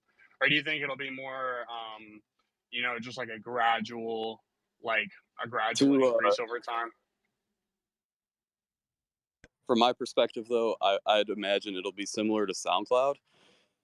We can make a lot of comparisons to SoundCloud, where they just let people create and they let people share their music, and no one was getting paid off of SoundCloud, but an entire scene developed out of SoundCloud, and an entire type of rapper, a SoundCloud rapper, was created just on SoundCloud. Yeah, created a new It's subgenre. free platform. There's no Lil Peep. There's no even Lil Yachty on the same level without SoundCloud. So I think it'll be something like that, community based, where the kids are using it, and then eventually, as everything else, major labels will have to adapt. They already are. They already have. And I mean, honestly, Snoop Dogg is a great, innovator in that sense, to bring people in. But like everything else, crypto, it'll take a lot of public perception changing, and the early adopters will figure it out, and then the masses will come eventually. Is my idea. Tone. So, excuse me if you guys already covered this, but how do you think the NFT landscape looks like, say, like first half of 2025? What are some new iterations that you believe will come through all these innovations with interactivity? Man, I guess that's where the opportunity lies, right? I had no idea that the open edition meta was going to be a thing this year. I think just new stuff, new experiments that take off. We can't really calculate that. I guess we can make assumptions based on what might be there. And I mean, obviously, I think a lot of it will move to layer twos. But I don't know. Do you guys have any ideas on that? I think something like Insert Finance, they're doing a lot of like the NFT stuff and adding a good social layer to it. We'll be hosting them, I think, like Friday on the 28th. They'll be coming on, and we're going to be discussing things like that with Hentai Avenger and a few other people. So yeah, man, I see a lot of people from like the Web3 audience. I don't really have much experience going into like that crowd outside of the few spaces that I've been in. But if there's anybody in the crowd that would like to come up and discuss like how they see the NFT landscape over the next like 2, maybe 3 years. Would love to know how you guys are viewing the market on that respect. It's always good to interact with some people outside of your usual communities. With myself, it's more about like the DeFi, more like the GigaBrain landscape. Um, so I'm glad that you guys are able to come up here. Same thing with Block, and as of recently, like 30 minutes ago, we had Rebase up here, and they're pretty cool and what they're doing. Block. So you do like the growth and marketing for them. How's that been like, brother? What are some of the cool things that you can tell us with what they're gonna be building in the next like couple of years? They didn't really have time to speak much, so would love to know like some of the stuff that you can drop, maybe a few alpha leaks, brother. No, for sure. I think I'm allowed to say that they are pretty much like the Pokemon Go of Web3 and NFTs. Like basically, what they'll be doing is their use case is really interesting to me personally. Their use case is interesting. So, like if you like, let's say you're a business, and whether you get traffic or you don't get traffic, let's just say you do get traffic like a Disneyland or something like along those lines, right? You're going to have some dead spots. Like every business is going to have some dead spots, whether it's physical, like a location that you don't get a lot of traffic, or whether it's a time or a day that you don't get a lot of traffic. So what you can do is pretty much um, work with Rebase. You basically can work with Rebase and uh, basically put NFTs in specific spots in your business, in those dead spots, whether it's the time of day or whatnot, and drive traffic digitally to that, digitally drive physical traffic to those areas.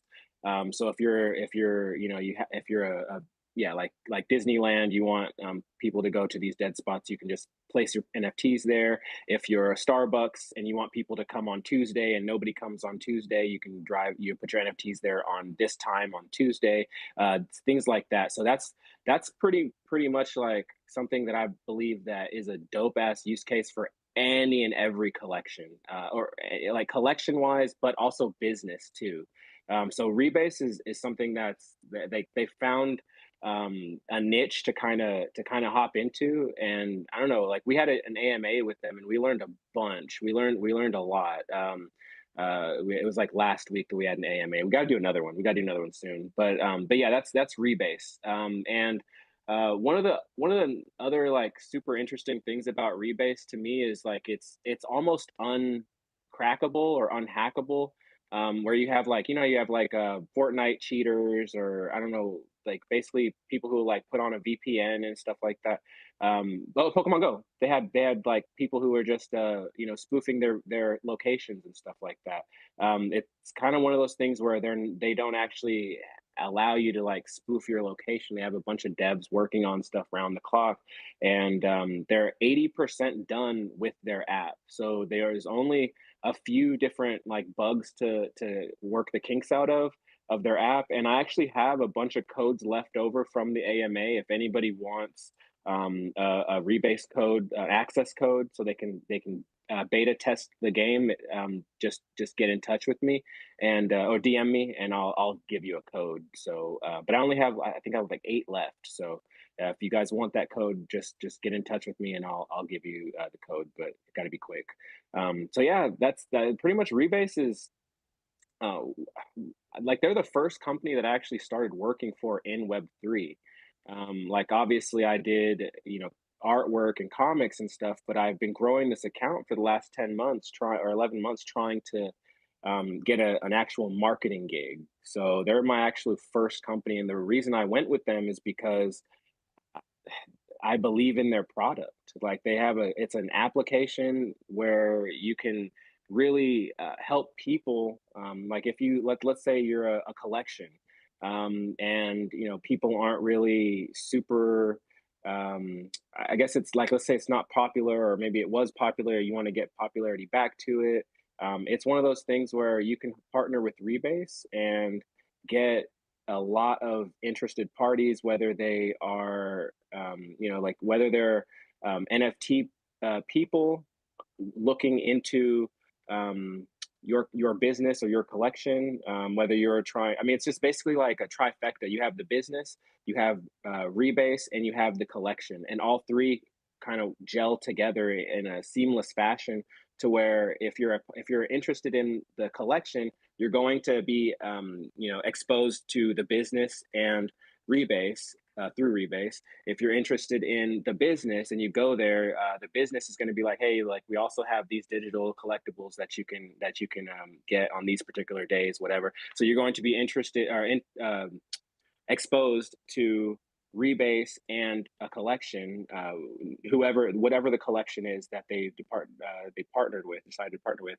and yeah, so it's like, I don't know, dude. Like it's just something that I don't think that would fail. Like I don't see it failing, and so that's why I decided to partner with them for marketing and stuff. And people seem to really, dude. My tweets get decent engagement at the moment, but like I put out a tweet the other day put out a tweet the other day, was it like yesterday or the day before, and people were loving that. Like they partnered with Arbitrum.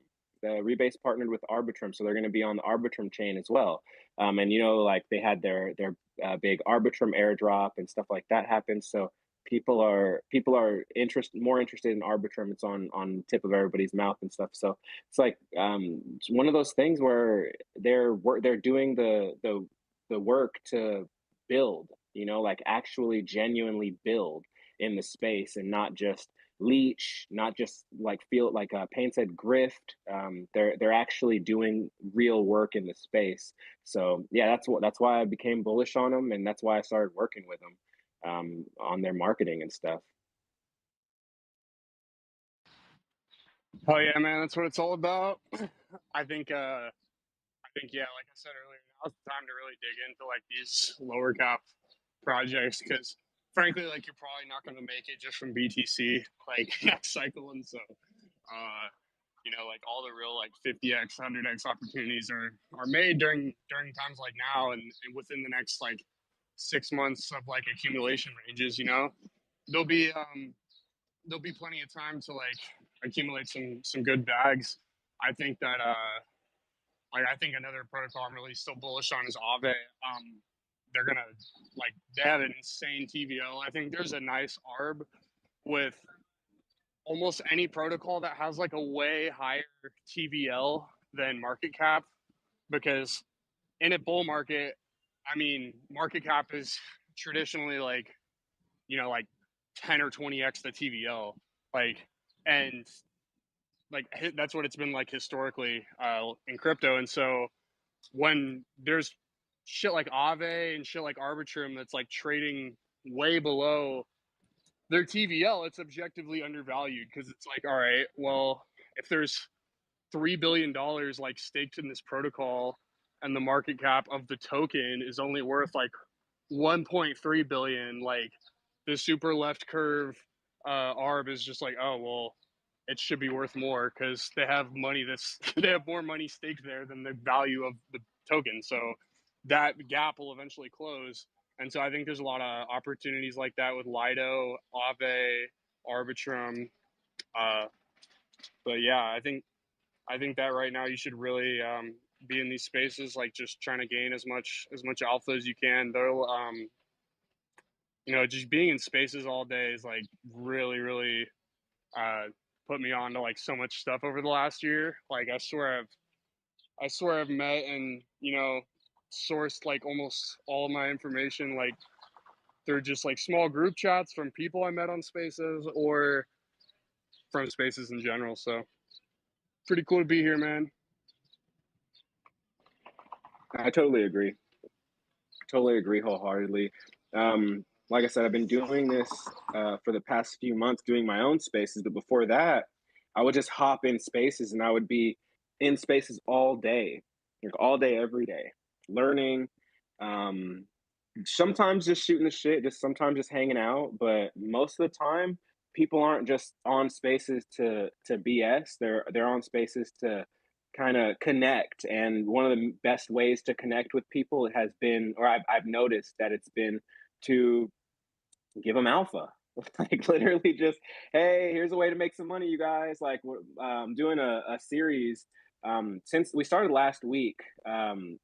Actually, I got an Arbitrum airdrop, and is my first airdrop. I missed out on Looks Rare. I missed out on all of them basically. Blur, yeah. Blur, yeah, I missed out on all the airdrops. So I actually got an Arbitrum airdrop, and it was just kind of happened to happen to occur just because I was working for a client who paid me in on a layer 2. Like their collection was on is on Arbitrum, so they ended up paying me on that layer 2, and so it was pretty awesome. Like I That's actually great got luck. yeah, dude, Hell yeah. seriously, or Yeah. else I wouldn't have got The only anything. I reason, wouldn't have got yeah, anything. the only reason like 2 of my wallets are eligible was just because I like aped the fuck out of like some like 50K market cap token like in 2022. That like literally rugged immediately, and but got a nice little airdrop for the shovel. So, dude, I think airdrops are one of the funniest things in crypto. Just like as a concept, like I just went and did my taxes. Just went and did my taxes last Saturday, and I was explaining to my accountant like what like an airdrop is, and he's just like, "What do you mean? Like they just like give you this money?" And he's like, "I'm like, yeah, dude. If you just like you just go on this website and they just send you like $4,000." He's just like, "What the fuck?" Like it's such an insane space where like you get paid to show up. So, I mean, that's another thing, dude. Like the ZK airdrop is going to be the next big airdrop, by the way. ZK rollups, dude. Go on ZK, use their official bridge, and the airdrop's not going to be until next year. But right now, I mean, dude, I literally, I just go and like buy this. There's this one coin called ZK Doge that's at like $1 million market cap, and so I have a bunch of different wallets that I just have like $50 in each one, and like or whatever 0.1 ETH is what you should probably bridge over and to like be eligible for it. But yeah, dude, that's gonna be. I hope all the people in our community eat from that because it's gonna be one of the easiest ones to do. It's probably gonna be 5 figures also. Like if you do it right, just go on ZK, bridge over there. Like buy. I think you could just buy like anything on Deck Screener. Really, I bought the ZK Doge, which is like whatever. It's probably gonna go up if ZK does good eventually. But I like LP'd for it too. If you like LP, buy an NFT, and then buy a token and do a swap with at least 0.1 ETH, you should be eligible. And so yeah, that's some airdrop alpha. You guys should all be bridging to ZK because it's gonna be a big one next year. There's Yeah, that's what I was gonna also say. Oh, go ahead. Lens. Oh no, I was just gonna say off the top. There's also Lens Protocols doing one, and there's another one I can't remember, but I have a list of them at home. But yeah, what are you gonna say, man? Yeah, that's what I was gonna say earlier. Like we've been doing a series since last week where we've been farming one different airdrop chain, token chain, whatever. Like we've been farming one different airdrop per night. So we ZK was the first night. Oh hell yeah, dude! That's a great idea for a Yeah, series. yeah, dude, we're all about making money. Like in our community, we're all about making Oh, money. there's So nothing better than free money. and that's what like what bonds people together too. Like there's trauma bonds, like people going to war together, but there's also like like a monetary like Yeah, the success come up, bond too. So like, of course. bro, we're I mean, coming dude, up together and shit. I remember the ENS airdrop was uh, like that's how a lot of people got like their bankroll last bull run, because that airdrop was absurd. It was like, for some people it was like 80 grand, and and that was just for like minting a bunch of ENS names. And with the amount of stuff that's being developed, dude, I think that Blur and Arbitrum kind of kicked off like the airdrop meta because I mean they really were like dead for a second. Like there wasn't before that, I don't even remember what the last good airdrop was. Like it had to have been like the fees dot what the fuck token or something, but even that literally rug, like that's the last thing I remember in like 2021. But what are some protocols you guys have been farming and looking at? We did Optimism, we did Sui, which I don't know if Sui is actually going to have one or not. It's been Sui rumored, claims they're not, but like Arbitrum but I said the think they same are. thing. So Yeah, bro. yeah, Yeah. I mean, dude, they're never gonna like. I feel like none of them like explicitly ever come out and like say. It's kind of just like if you know, you know. Because I Right. mean, it takes away like a little bit of the like if you literally tell people like we will give you $4,000 if you go to this website, like it's not like of course like everyone's gonna do it like immediately, you know. It's just like kind Facts. of to reward the people who are like in the fucking trenches out here trying to find this bullshit. But yeah, what are some of the airdrops you guys have been farming or looking at? I think the one that we're working on tonight is going to be Starknet. We did layer 0. Was it? I think it was last night. We did layer 0. Lens Protocol is also on the list, so we're probably going to do that tomorrow night. Yeah, dude, it's we just been doing a bunch of them. There's I'm actually definitely gonna have a to pull up, man. website. That's a great idea for the show. Mm-hmm. Yeah, there's actually a website called, it's like billionmonero.notion.site, and it has like 100 of them. It has like it has a lot. There's a lot of different ones like Rabbit Hole, Hashflow, CowSwap, like stuff that I never even heard of. You should pin that link up into the nest if you've tweeted out that link for the airdrop website. I I can't don't know if I you've can't. ever tweeted it or not, but if not, it's all good. Yeah, But I think I have before, but I don't want to get shadow. Dude, Twitter is going to zero. They're shadow banning us for posting outside links outside of Twitter. It's ridiculous. It's yeah, it really is sucks. ridiculous. But I'm pretty sure if you Google Billion Monero and airdrops, Billion with a B, Monero, Monero, and then airdrops. This is for the recording. Airdrops, and then you can just go to Google it, and it'll have the site. It spells resources with three S's. So just keep that in mind. There might be some mistakes on the page, but yeah, there's a ton. There's like it looks like there's over 100 different If the ones. No, website it's looks good, count man, you're not 240. early. Yeah, right. Exactly, bro. There's 240. I scrolled to the bottom, and there's 240 of them. So it even says that Damn. there's Etherscan is going to have one. So I don't, dude.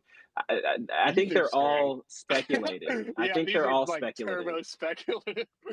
I'll Yeah, Etherscan dropping the token. That'd be crazy. it would be Um, nuts. I think also, dude, the OpenSea, those like the OpenSea for the gym airdrop. I'm pretty sure that those are probably going to be worth a lot at some point. Because like the way I see it is like they're trading at like 0.05 right now or something. And it's like they've said that like the holders of these will get airdropped other NFTs, like because they didn't want to drop a token like Blur. They wanted to just like have it be NFTs, which honestly I think is actually a good idea. Because most tokens that are airdropped, like with few exceptions, like basically just go down like 95%. Because it's like it's free money, so but so I think dropping it as an NFT is a pretty good idea, but I think it's probably a good idea to accumulate those because like the way I see it is like they're probably just gonna either surprise drop all the holders at some point, or they're gonna take a snapshot or do like an announcement. Like if they do some kind of announcement, like we're airdropping this NFT, with like a whatever supply, to all the holders, or we're giving you white lists, for something that's gonna like end up being a couple ETH. So I think it's probably a good idea to accumulate those. I don't know why they wouldn't like catch a bid if they're gonna be like literally the ticket to getting airdrops from OpenSea. I mean OpenSea is like the number one NFT platform, so they're probably going to be the most well capitalized to give out some like insane fuck you airdrop that like splashes other protocols and like takes all their volume. So yeah, I see we got Grit Cole up here. What's up, man? How you doing? Hey man, I'm good. How are you guys? Doing good. We're just talking about some airdrop alpha and different ones we've been farming. But how you doing, my man? Yeah, I'm doing good. Just had a lot of meetings today. Very busy. But yeah, excited to hear you guys talk more about specifically the future of tech and NFTs. Is something I'm quite passionate about, I suppose.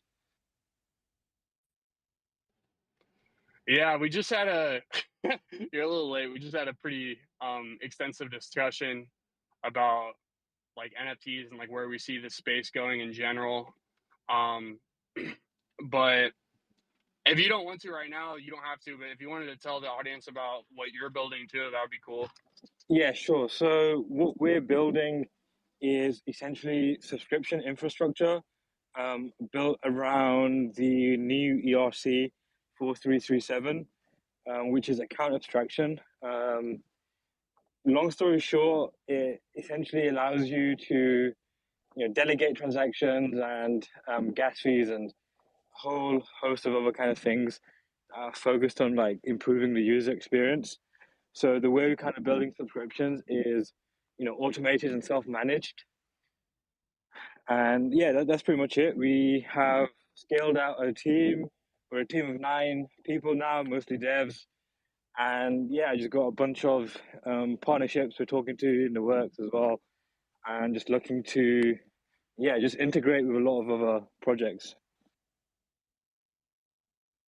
Specifically in gaming, we're targeting gaming as a kind of like entry into Web3 as a whole, mainly because that's the kind of market we've kind of identified as being the most potential for growth. Most potential for like just generating revenue. So like Web2 gaming has a lot of microtransactions and season passes and battle passes, and we believe that NFTs are kind of like underutilized in that respect.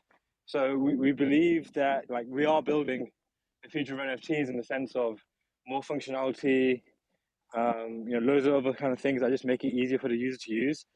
And we'll be integrating with gaming companies very seamlessly. A lot of games we're kind of seeing how they integrate NFTs. It will still be like all immersion, so you won't have to leave the actual game to buy on the blockchain. And we're going to be right alongside there with subscriptions, acting as a payment processor on the back end. Hell yeah, man. So like what do you let me just give you like a theoretical pitch. Like let's say like Fortnite or something adopted adopted your guys like subscription model for like the season passes, right? So like the season passes come out like every 3 months, they're like $10 or something. What if that was an NFT? Like would you guys be get like is your pitch part of like we're going to have the marketplace to trade these, or like we're going to give you the infrastructure to like to build this on chain, or yeah, like what's the revenue model? Well, first of all, if we signed Fortnite, we're making a shit ton of money. Well, yeah. Of course. But yeah, so that would be we do aim to be like an all-in-one kind of solution. So the way that we're like layering the smart contracts is like a multi-layered approach, whereby like child contracts and the metadata from there will kind of be like self-pulled into the marketplace. So like everything on chain, but we're gonna have like an additional layer of like smart contract control, just so we can control all the logic of the subscriptions when they expire and so on and so on. That hasn't really been as possible as what we kind of envision it could be. Right now, all the services are really janky. You have to kind of like set up a lot of things to get any sort of like subscription on blockchain at the moment. So yeah, we're taking care of all the back end, and it will just be like as much self-managed as possible. So like people can just like plug and play. So like Fortnite will kind of come in much like how to do with Stripe. We want the integration to be as smooth as possible, easy as possible. Like 1 or 2 clicks max, and you have a subscription.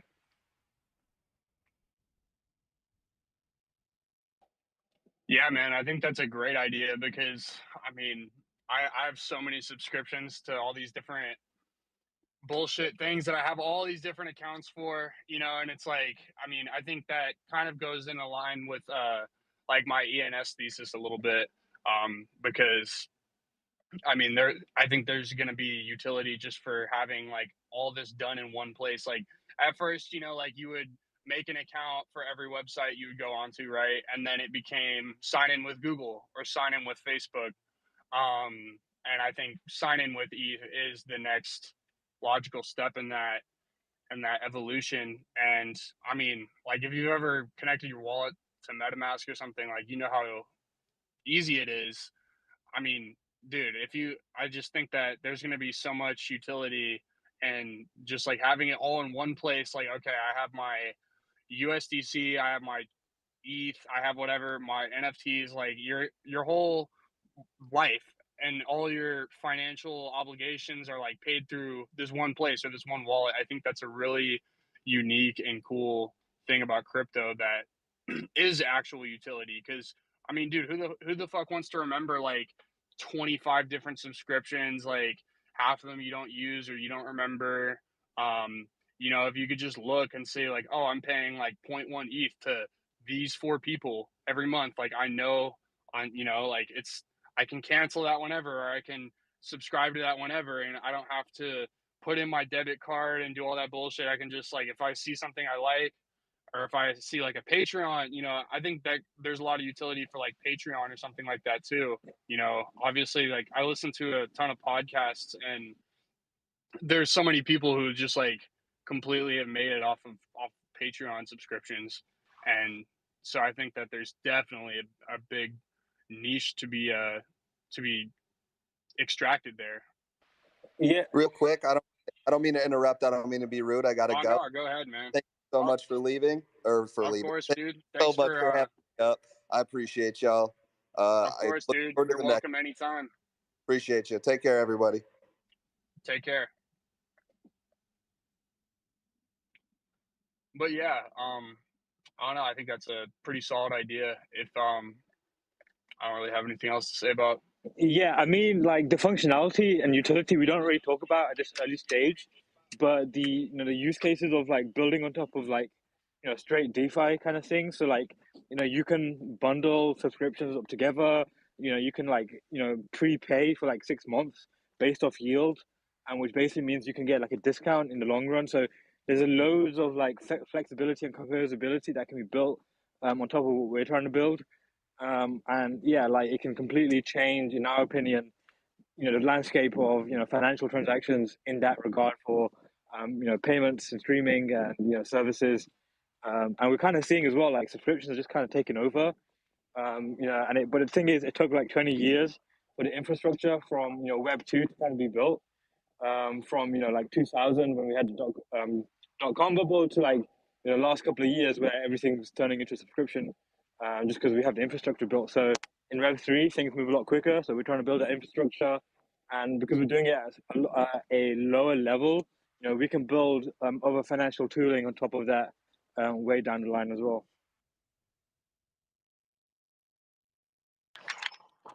Oh yeah, man, that sounds sounds awesome. I'm definitely gonna be paying attention to what you're building, and gonna keep an eye on all the smart people that come through here. And I think this is also another reason the space is so cool, is because you can really have a chance to like get to know the team of like whatever you're investing in. And I think that's a unique thing about crypto that is kind of understated. Like there's seldom an opportunity to like actually talk to like who's creating your investments unless you're like a massive shareholder, right? So like you're not going to be talking to like the CEO of whatever. You're not going to be talking to Tim Cook if you have Apple, just common stock Apple shares, like you, unless you're like a major holder, you're not going to be in a board meeting or something. But these founders who are like actually with the shits, they're engaging and talking to like their whole audience. And I think that's super cool. And that's probably not going to be something that's there to the same extent, like as the industry gets bigger. Like I think we're in a really unique time where it feels super grassroots. Yeah, I mean, it's really interesting. You kind of mentioned the cultural aspect. because I was like earlier today we had a meeting with a guy with a VC. He's not like he doesn't really have a crypto background. He's kind of dabbled in it, but he came in like during 2021, and no offense to those guys, but like the culture is very different from like autists that have been here since for a while. So yeah, like I totally kind of agree and kind of see that, and our kind of most of our dev team has a lady. So like we're very similar in terms of culture and Based. yeah. So like Hell yeah. yeah, so like everyone's like already kind of had a good culture fit. But in terms of investment and investors, like yeah, like there's a huge like new wave coming, I suppose, of people that kind of like grew from this community, and I get on calls with people that are familiar with like my Twitter profile, and like they get it within like the first two sentences of I talk to them, whereas I'm talking to like guys who are outside my circle in non-crypto kind of backgrounds, and they kind of struggle to kind of understand the whole notion around infrastructure that needs to be built and the potential of like DeFi. But whereas like I talk to like a crypto guy who's been in crypto longer than me, even like they totally get it and they totally see like things that I don't see. So that's a huge kind of thing, especially like at the stage we're at. Like we're just trying to find people that are right in terms of like culture fit, and just they just get it. They don't have to be sold. Yeah, that's funny you say that because, like, I think it's one of those things that you truly can't explain to someone.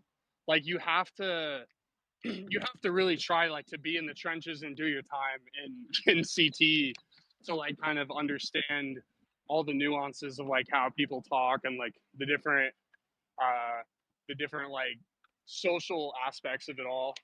And I think that's pretty funny. Like, I think another cool thing about the space in general is just like how everyone's anon, so like you could be talking, like you could have like some like 50-year-old guy like sitting down, like listening to like every word that some like 17-year-old says, and like that doesn't happen in other industries. Like I saw there's like some kid who's like, I can't remember his name off the top of my head, but he's like 17 and he's like a project advisor for like a bunch of different protocols. He has a pretty big account, and I just kind of saw that and I laughed because I was like, dude, only in fucking crypto, man, can you be like a high schooler like advising billion-dollar protocols like how to manage their treasury. I just think it's such a unique space. Yeah, for sure. It's just like really fast paced, and there's loads of ways to like kind of make it and just kind of like be in space as well. I kind of made a decision a couple of years ago, like I'm never leaving, and I think what we've seen in the last like 6 months, a lot of people are kind of pivoting towards like AI. Like I've worked with people in crypto projects, and now they've completely abandoned crypto and they're just like trying to do something in AI. I'm like, now's the perfect time to build. So yeah, like Dude, that's like that's the biggest grift of all time. If you went from Web3 and then pivoted to AI, holy shit, dude. yeah, I know some like legitimate like AI guys as well. So they've been in the trenches for years. So like now's their time to shine, and I'm happy for them. But like I think crypto is my home, Web3 is my home. I kind of want to stay here. I don't really see myself doing anything outside of it. So yeah, just I talk about it every day, and I'm happy to do that. Oh yeah, man. Well, it's great to be a mutual with you, and I'm glad to have you up. I think we've been going about 2 hours now, so I think we're probably about to probably gonna wrap it up. But thank you guys all so much for tuning in, and appreciate all the speakers that came up. We got some great talks about all Whoa, things NFTs and different. What's Jones up, is boss? here, dude. Jones is here. What's up, Jones? Oh shit, what's up, Jones? What's up, Jones? Good to see you here, man. But yeah, man. Dude, thanks for holding it down, dude. My connection was pretty ass, so I wasn't able to be It's all co-host good, brother. No the worries. entire time, man. But yeah, man. But dude, as far as AI goes, before we wrap it up, I really want to know, how could AI be integrated in crypto? Like, how does that look like? Truly, how does that look like outside of like some maybe rebases? I don't know. Maybe you can like set up a dynamic portfolio where like you set little stop losses, and when that stop hits, it goes straight into like another asset. Yeah, the biggest utility is definitely just going to be like MEV and bots, as far as I can tell right now. Because I mean, there's going to be some crazy MEV bots that come out of this, but I don't think that, like, I mean, there's AI generated art, and I'm sure, like, dude, there's going to be some great ideas that come out. Like I said earlier, we're not founders. We don't know we don't have the idea right now, but just paying attention to the space is going to be an immense net gain. Yeah, I think. Great. Do you think America's gonna go into a recession, bro? I mean, like, I was just listening to a podcast about like OPEC reducing their outputs, and that might push inflation up. But I just think, like, you know, the modern monetary theory, I think, yeah, like I think they're just gonna keep pulling levers and kind of going up in this way. I think also the fact that we have a, you know, like it's becoming more of a multipolar kind of world is also going to attack that. I think the safest bet that, you know, is probably saying we're going to go sideways. I think in the like, I mean, in the long run we're always going to go up, but yeah, I think, I don't know. I'm not really concerned about a recession. I just think like it'll be a Yeah, sideways kind of new paradigm kind of thing. But yeah, going back to the AI thing quickly, like, yeah, I think will mostly be bots and even treasury management. But I have a friend who is essentially, he's created an AI trained on like community management and like documents. So like basically you have like a Git, you have your Git docs, and you know you have like a community, and this bot will integrate with your protocol, and you know it'll ask, it can, like, you know, monitor your community on Discord, and you can ask it questions and stuff. So I think that's an underrated kind of use case, because right now community management is a huge underrated aspect of just like having, you know, community, like growing a protocol and having, especially if you have a token. So I think that's a huge aspect in terms of just like AI management of people. um, I think even in like writing smart contracts, like AI can help you write, you know, smart contracts. I think that will improve in terms of like gas optimizations and stuff. So we'll slowly start, like, you know, squeezing the lemon, as they say, and just like, you know, getting as much efficiency as possible. yeah. So like the late '70s, early '80s, basically. I see. Yeah, I still think too, like, it can't be understated, like the gamification of the market as a whole that happened in 2020 and 2021. Like, I do think it's a new paradigm of investing, in the sense of like, in the sense of people people are like, it goes back to the GCR like casino thesis, right? Where it's like people are young, people are desperate, they know that they're probably like the odds are stacked against them, and they're likely never going to own property, or like, you know, have any like real assets, or have, like, you know, the financial security to enjoy life. I think there's a lot of people who are like, I'm 23, and I think there's a lot of people who are of my age who can kind of see the writing on the wall and know that, you know, like, yeah, we'll be fine, sure, but like the quality of life for the average person is definitely going to decline if you're not like if you're not like compensating for the increase in inflation, right?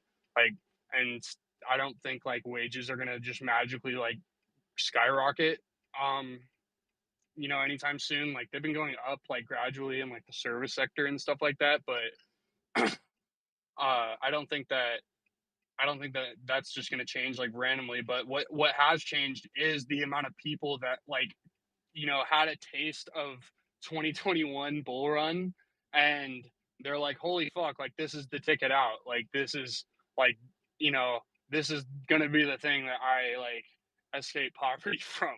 And so they're going to be like, they're just going to gamble on fucking dog coins and protocols and shit, dude. It's like, I don't see it any other way, because I know how these people work, and I talk to so many friends that are like casual crypto participants that like aren't even on, like they're not even on CT, right? Like they just literally like have the Coinbase app and like buy like as they would with like Robinhood or something. Like they're not like interacting with Yeah. protocols or anything like that. Like that Yeah. type of market participant, dude, they are going like, I think it's going to get to a point where they're just like, fuck it, all right, like I guess I'm just gonna like go all in on this fucking thing that's pumping because like this is the only Yeah. way that I'm gonna get out of Yeah. the Yeah, dude, and that's Section why 8 like housing and shit, man.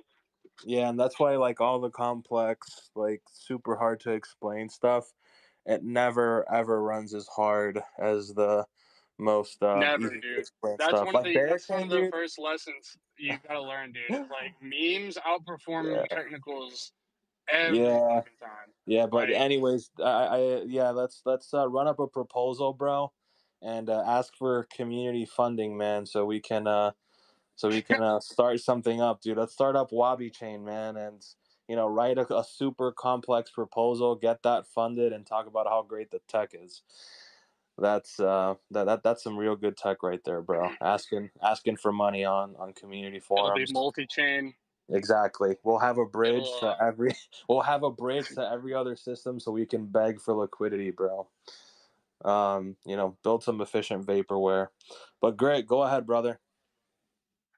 Yeah, I mean, I was just gonna say, like, the meat space, the real world stuff is just like becoming more and more regulated. It's harder to build stuff, and what we're kind of seeing is, in software, things are just getting easier to build. And I think with AI, I think that'll just become like exponentially the case where it'll be just easier to make money and live on the internet.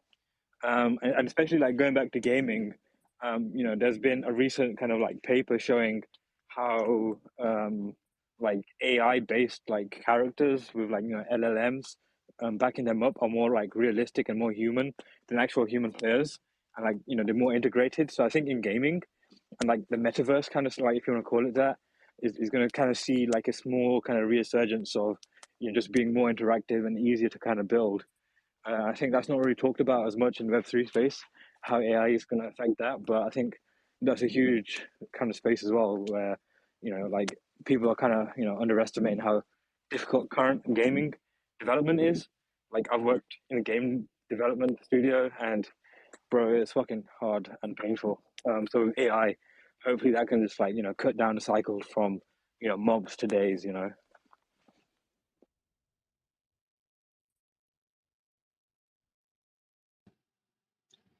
Yeah, man. Yeah, the gaming What do you? space. I was gonna say, great call. What do you think?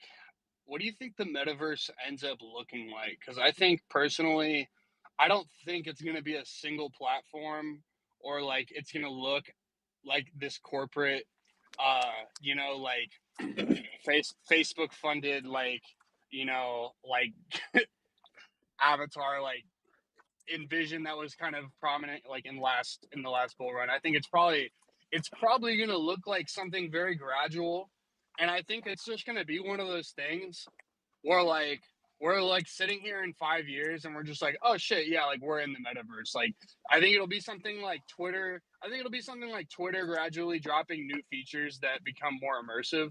So I think it'll probably be something like, oh, you can do like a Pop Tropica type of shit now with your NFTs on Twitter, something like that. Or it may not be Twitter. It just may be like some other game that pops off. But I think it'll be something Yeah. grassroots, and I think it'll be something that like is not gonna be like, all right, the metaverse is here. Everyone go buy your fucking VR goggles. Like time to strap in. Like we're all in the metaverse Yeah. now. Like it's not gonna just be like this thing that was like forced down our throats like it was last cycle. I think it's just gonna have to, because I still think it's a great thesis. Like I mean, dude, like I meet more and more people every day that are just becoming terminally online, and I still believe like in the concept of it, but I don't know what it looks like per se, and I don't think that like anything that has previously been built is going to represent like what will end up being the quote unquote metaverse. Yeah, I think you're pretty accurate in terms of it'll be very organic and more bottom up.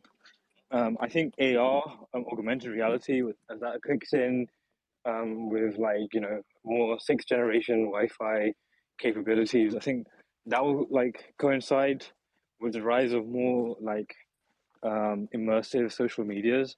I think Fortnite is probably an example of an emergent kind of metaverse in the sense of they have a huge UGC, user generated content kind of platform. I think they've actually recreated the Bored Ape metaverse in Fortnite, which means that it's pretty good. So like, I think that will kind of improve. Roblox and Minecraft are also similar in that vein. And then Did you ever look at NFT worlds last cycle with the thing built on Minecraft? yeah, I kind of looked into that. I looked into like, I actually Sorry to interrupt you. I thought that was a really good idea. It just sucks because it basically got rugged by Microsoft because they said that like no one could like build on top of, because Microsoft owns Minecraft, and so they said that no one could build on top of it, because what they were going to do, like the model was going to be like GameFi servers within Minecraft. And I think then like you bought the land and then it was all done through World, and so like you could go into all these different Minecraft servers and play and then earn World token. And like tokenomics aside, like I think that's a crazy good idea. Just to take like an existing game, that's like already has like billions of users, right? Or not billions, but millions and millions of users.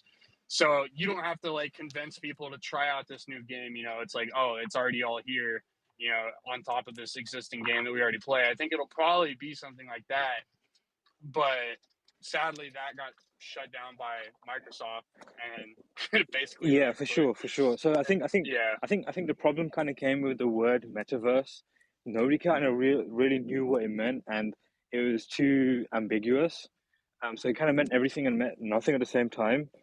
So I think that was a huge kind of problem, and yeah, I think we were just kind of too early to like actually do it. But like on the flip side, like in-game economies have been around for a long time, like RuneScape or EVE Online, World of Warcraft, all of these things. You can actually sell.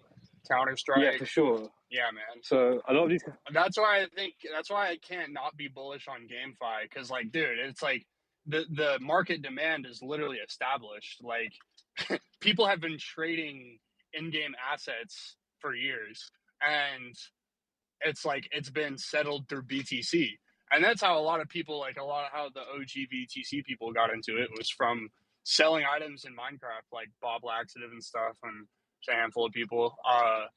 And it's like, dude, that's that became a market before there was even the infrastructure to do so.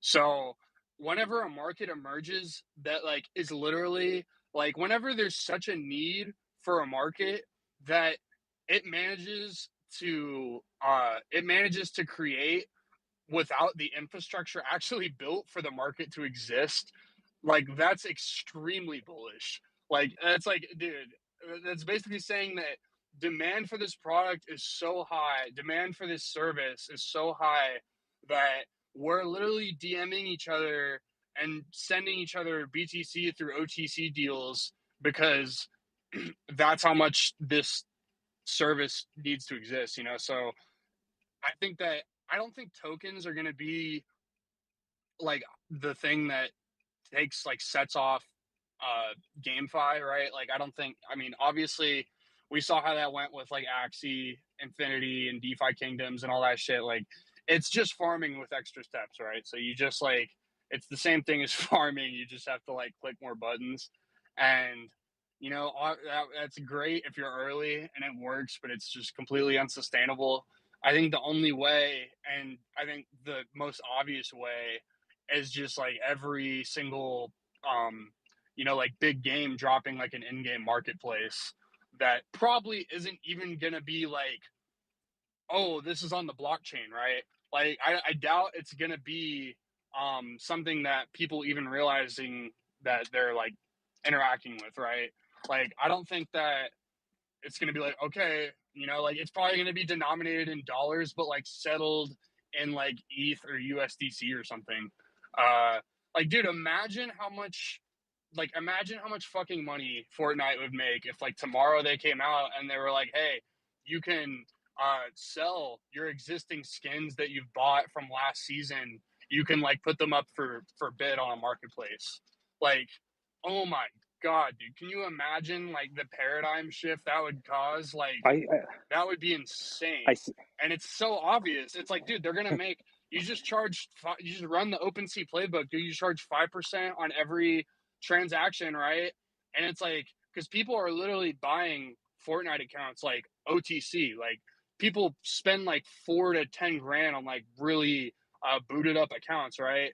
And so if you actually built something that would allow people to like trade these things, since there's obviously a demand for it, I mean, dude, that's just the most obvious play ever. Like, I don't know why. I think the only reason it hasn't happened is because there's like such a sentiment, there's such a difference in sentiment amongst how we feel about it versus like people that are native gamers, like they still think it's all a fucking scam because like most of the GameFi things that have came out have been basically scams. So I don't even blame them for thinking that, honestly, but I think it's gonna I think it'll probably be like some AAA developer just says, fuck it. Like the money we're going to print from fees is going to outweigh like like any negative things that could potentially like hurt the brand.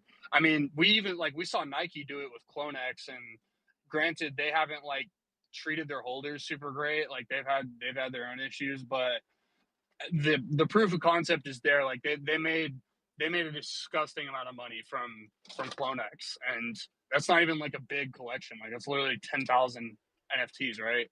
And so, yeah, like I think once more corporations like come around to it, there's going to be some crazy things built.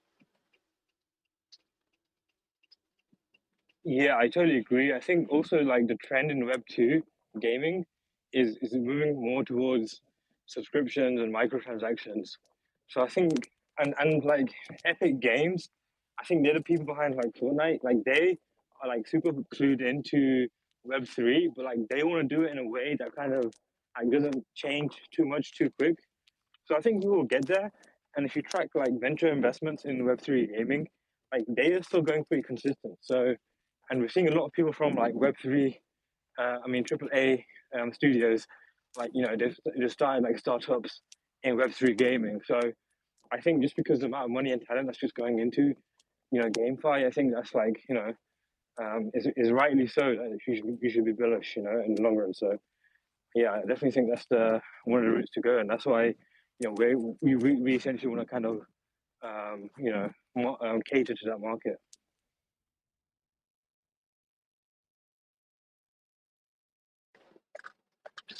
See, we got a request from Normal Guy Jones.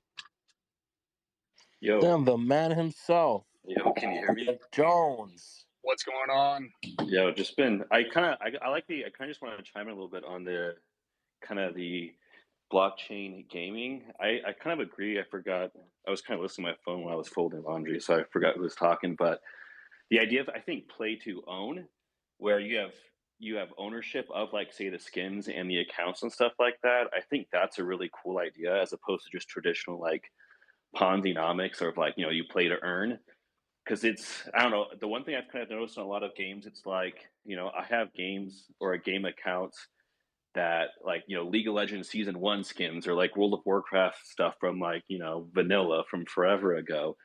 But it's against terms of service to sell those accounts. If you get caught selling accounts or buying accounts, they get banned, but there's high value also. So I think there's definitely a market for, as you're playing, you get to actually own these items, own these skins, etc. I think that's a really big market that I'm excited to see, just because I've played too many video games and I'd like it to be worth something. But I really like that concept.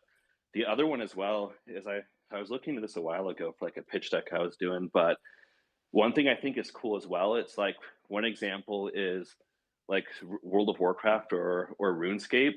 Like, if World of Warcraft, when you're paying, to list stuff on the auction house with gold, if that gold was actually an actual token that people can, as they're earning it in game, it's actually a token that has real value. If World of Warcraft just took that same percent off the auction house from other people playing, they'd be making, it was like 150, $900 million a year, just off of taxes from people actually playing the game and doing the auction house. They wouldn't have to, they can make it like a free to play game and not actually have to charge a monthly subscription.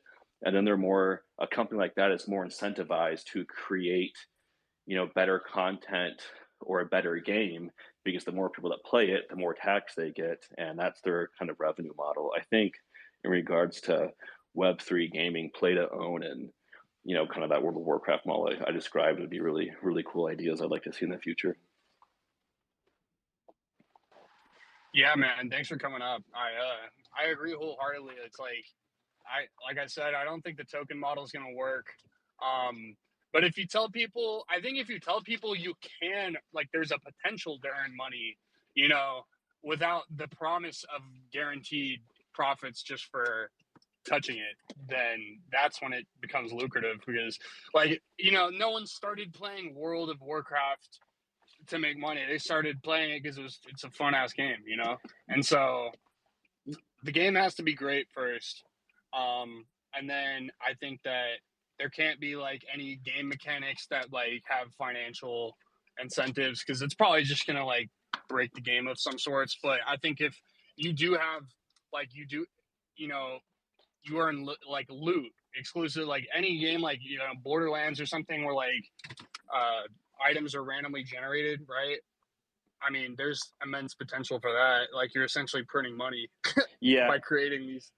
I mean, I agree. I think it is possible, but I think it would be extremely hard to actually pull off. And chances are strong that it's not going to work. But for example, I think that the main motivation has to be that this is a game that people want to play. The other kind of secondary thing is that you actually do own these things. Like, again, I remember there was someone who was collecting Counter-Strike skins, and their Steam account was worth like millions, and they got their Steam account banned, and that's millions of dollars down the drain. They don't actually own those items, right? So I think if actually playing, if there's a game, if there's a game that people actually like, and they want to play, and then they actually fully own these skins and these items, no matter what, I think that's awesome. But the thing that I think is interesting as well is, like, I saw this documentary, I don't know how accurate it was, but I saw this documentary years ago where it's like Venezuelan gold farmers in RuneScape made more than doctors did. And the RuneScape currency is, is worth more and more stable than a Venezuelan currency. So in every single one of these MMOs, there's always these, like gold farmers. And this is like this is a huge, like, third party. I have all this, I've researched this not too long ago, so I'm talking about it, but like the reselling of like in-game currency and items is like $1 billion, like billions of dollars. It's growing so much, like in-game purchases, etc. Like, I think that if a game, instead of banning people for selling accounts and items, and they incorporated, play to own, but also if there is going to be gold farmers and gold sellers and people selling stuff, and if that's not necessarily like the reason to play the game, but if they just like they embrace those people, right? They're like, hey, we're gonna have to just keep banning them over and over again. It's gonna be a cat and mouse game that never ends. Why don't we just make this part of the economy where people can, in a third world country, just sit there and farm all day and sell gold? It's not the point of the game, but I mean, people do that today in all these major games. It's just, why not find a way to embrace that as a part of the economy instead of just, banning them forever, and it's a never ending cat and mouse game. I think, again, it'd be super hard to pull off, and probably like very unlikely to pull off. But I think if you could embrace kind of all those things at once, like, it'd be so awesome.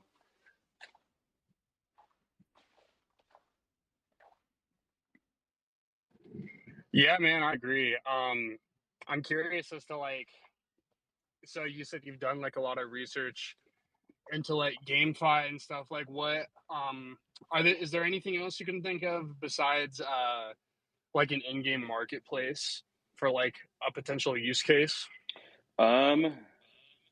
No, I haven't really. personally. I haven't personally thought the only other one that I thought about kind of recently, I didn't do any research into this, but I saw that the original Xbox Live source code leaked like a month ago or something like that, and then it did kind of pop up an idea of like, okay, well, what if like people were paying like a monthly subscription in like a token or crypto, and then people were creating like dev indie games, and that could be redistributed somehow. So maybe there's some legs there somewhere. But overall, I think with most games, most of the ideas comes from like the in-game markets or like battling each other. Actually, like RuneScape's a big one. Like there's that staking arena, and like millions of dollars a day go through that.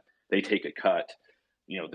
There's more money going through the RuneScape marketplace and arena right now than there is a lot of third world countries. Like their total capital. So I think the markets definitely exist and are strong. It's just how can we incorporate it a different way?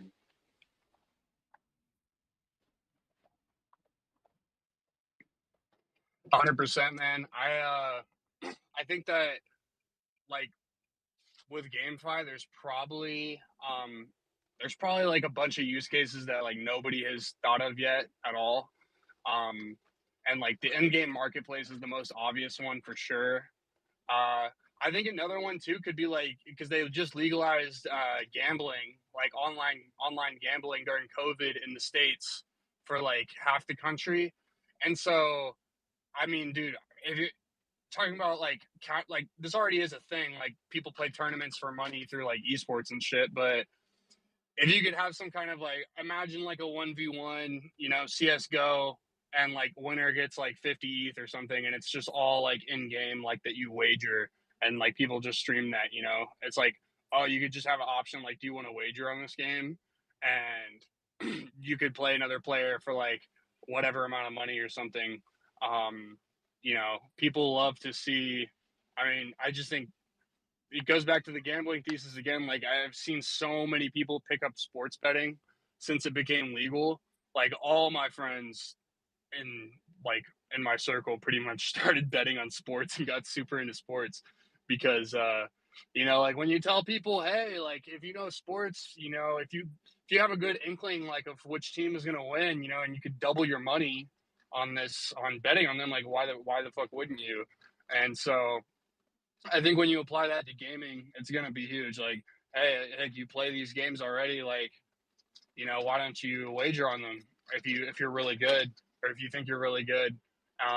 You might not be like esports material, but you could probably, run up your Twitch account by like playing big players for real money in game or something. Yeah, totally. Or even I'm sure like every like first person shooter game I've ever been in, there's always like some kid in the lobby who's like, 1v1 me, right? Who's always saying they're better than everyone. And if you're just like, yo, put $20 on this, and then the service takes like 1% of everyone who's just going against each other sick, and talking dude. trash. Yeah. Exactly. Yeah. Yeah. Like, that's part of the pitch deck I wrote, like led into you could basically 1v1 people, and then the service takes a cut, and there's also the market. But no, I think the trash talking and like 1v1ing people is kind of gambling, but it's like fun. And I don't know, it's like if you're just putting $20 on it, it's like it whatever, is gambling, right? Yeah. But I mean, still fun. I think we're in a paradigm where like gambling is the new investing or so of sorts. Like, I don't think that, like, I think if you would try to apply fundamentals to like your investment thesis at this point, especially like even just like crypto fundamentals, like sometimes like you're probably gonna just underperform, like, and that's where like the whole meme comes from of like the left curve and right curve, right? Like the people in bull markets, for like the people who it's their first bull market, often like outperform the previous participants just because they're like, they see something that goes up like 60% in a day, and they're just like, oh fuck, I need to buy. And so they buy, and then it does another 3x from there, versus like the people like like us, who have seen so much shit. Like if you try to apply rationale to it, you're just going to become frustrated. Like I think you just have to embrace the fuckery of it all when you're like trying to articulate like what you're gonna, like why you're investing in something or what you think. I think that the left curve thesis is just gonna be like stronger than ever this next bull run, dude. Like it's just gonna be so many people that are just gambling on whatever. Like, oh, so and so tweeted about this thing, like let's all fucking buy it. Like that's not going anywhere, in my opinion. Yeah, I feel like that's how a lot of things have pumped up, was because it's just they're like, oh, it's going up, it's gonna go up more, and that was the only thought. Yeah, process. I mean, and it's like at the end of the day, dude, like people like to say like this or that about BTC, and like, you know, talk about like hyper Bitcoinization and all that shit. And it's like, dude, you pull apart all the shaders, like you hold BTC because BTC goes up and you want to make more USD, you know? And it's just like, and that's fine. Like it doesn't it doesn't have to be like us paying our fucking groceries and Monero or like Cardano to fucking have mass adoption or some shit, you know? It can just be like it can just be a tool to essentially gamble on.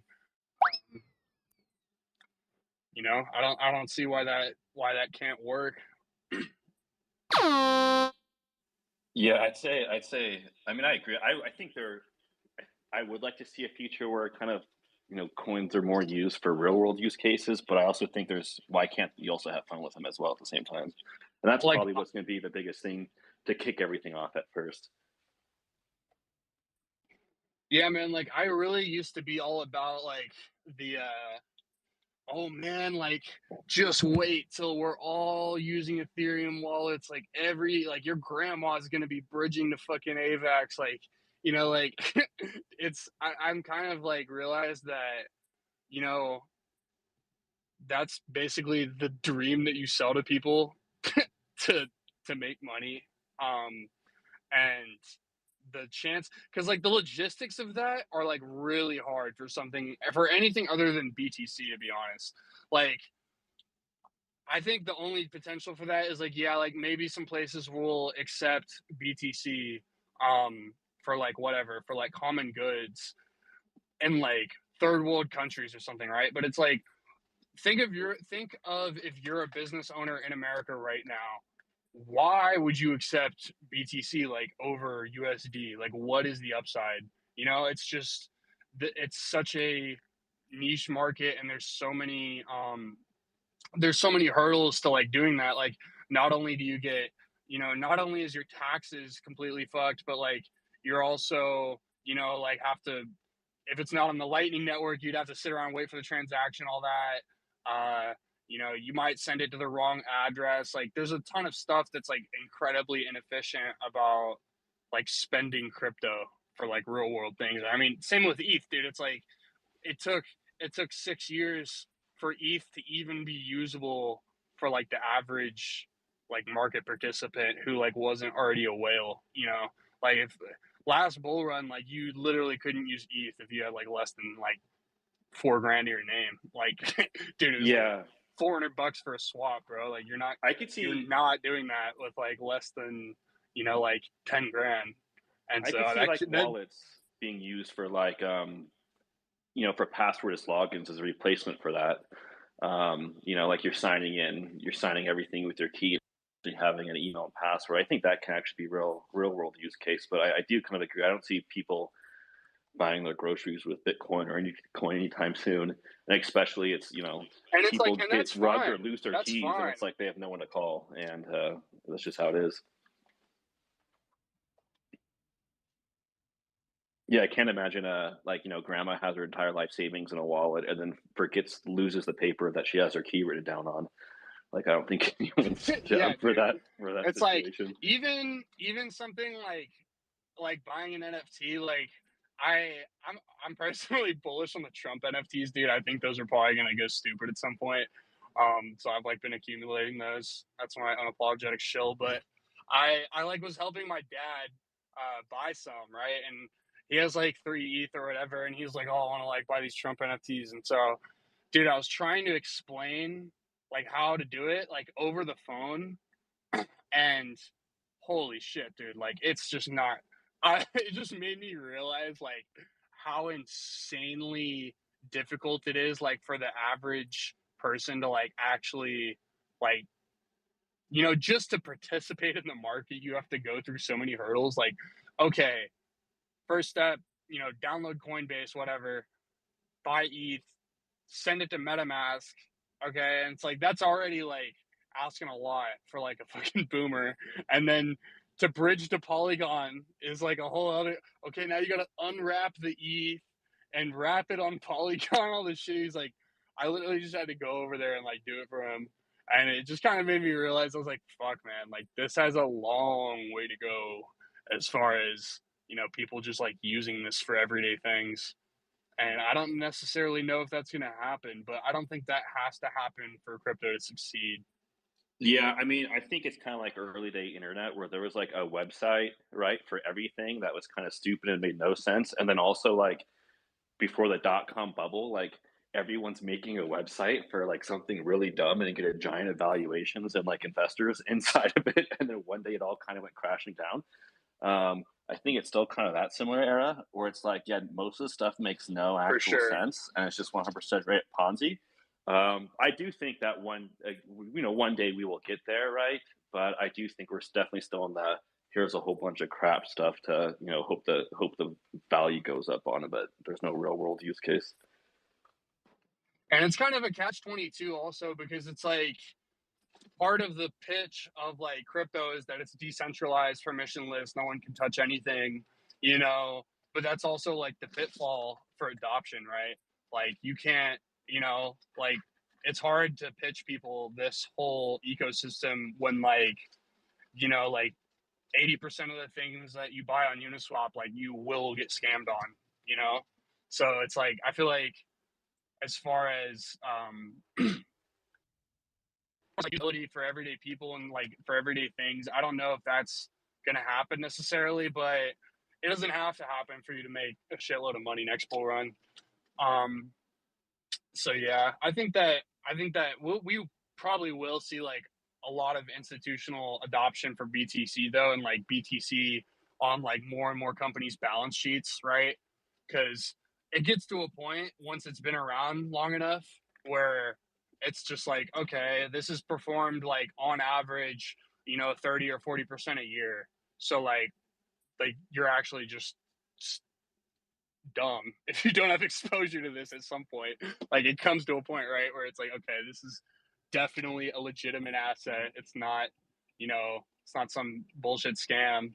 But I mean, people don't even know the difference between like crypto and BTC yet. So I think that it's a great time to like just be in the industry and still just like take it all in. I think it's going to be also just the fact like these skills are going to be so like it's going to make you so employable, or like so like you're going to have an insane resume just by virtue of being here.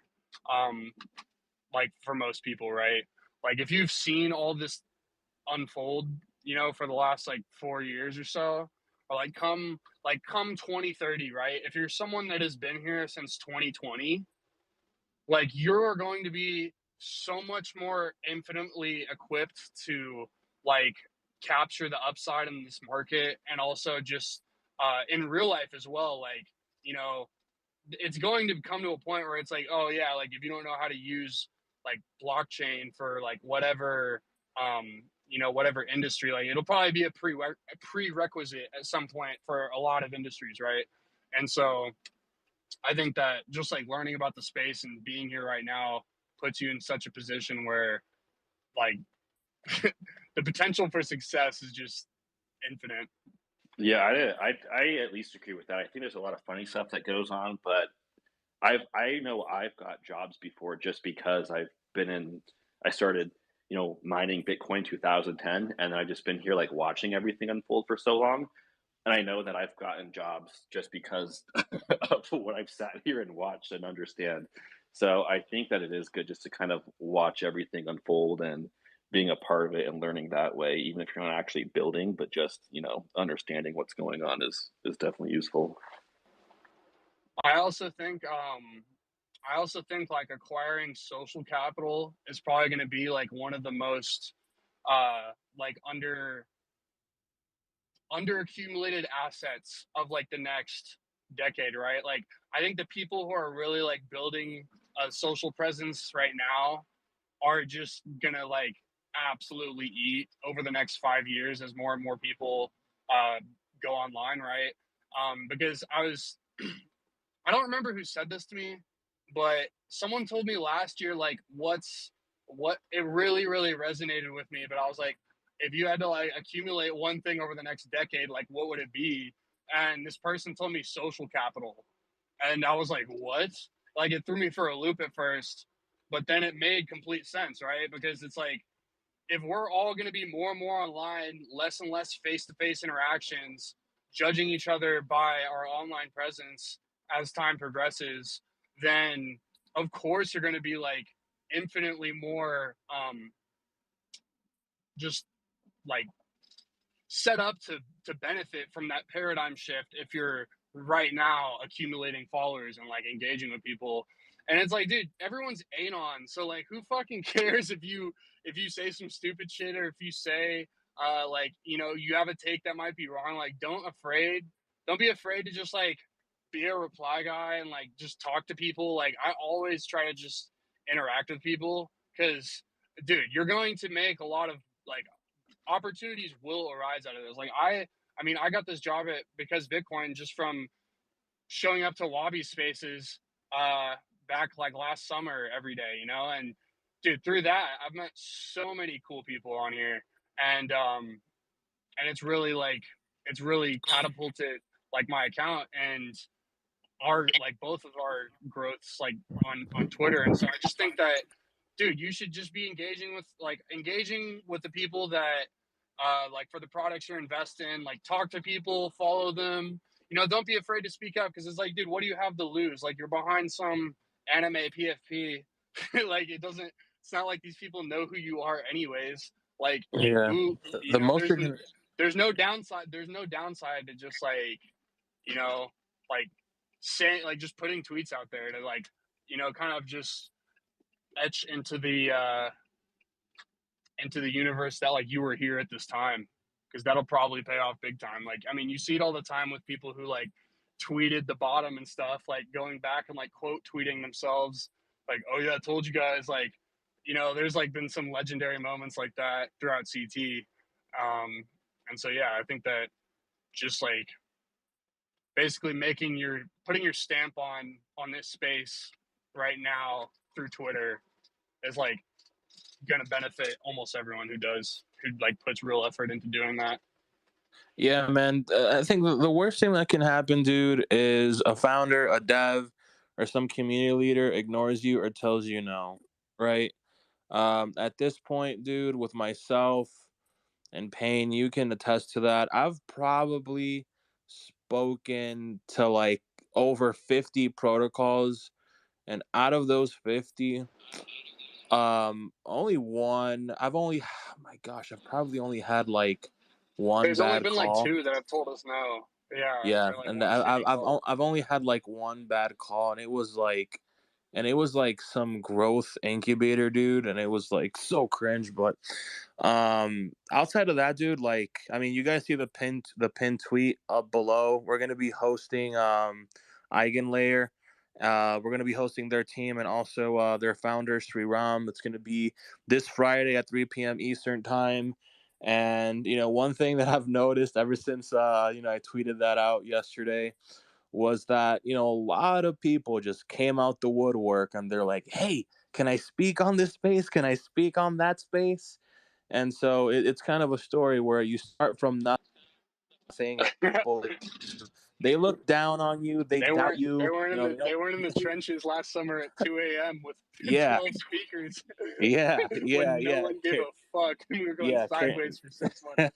Yeah. Yeah, karaoke spaces, right? Oh my gosh, that time. Oh yeah, Steffi that's a knows. bottom signal, bro. Yeah, Steffi knows all Karaoke about spaces those. are a turbo bottom signal.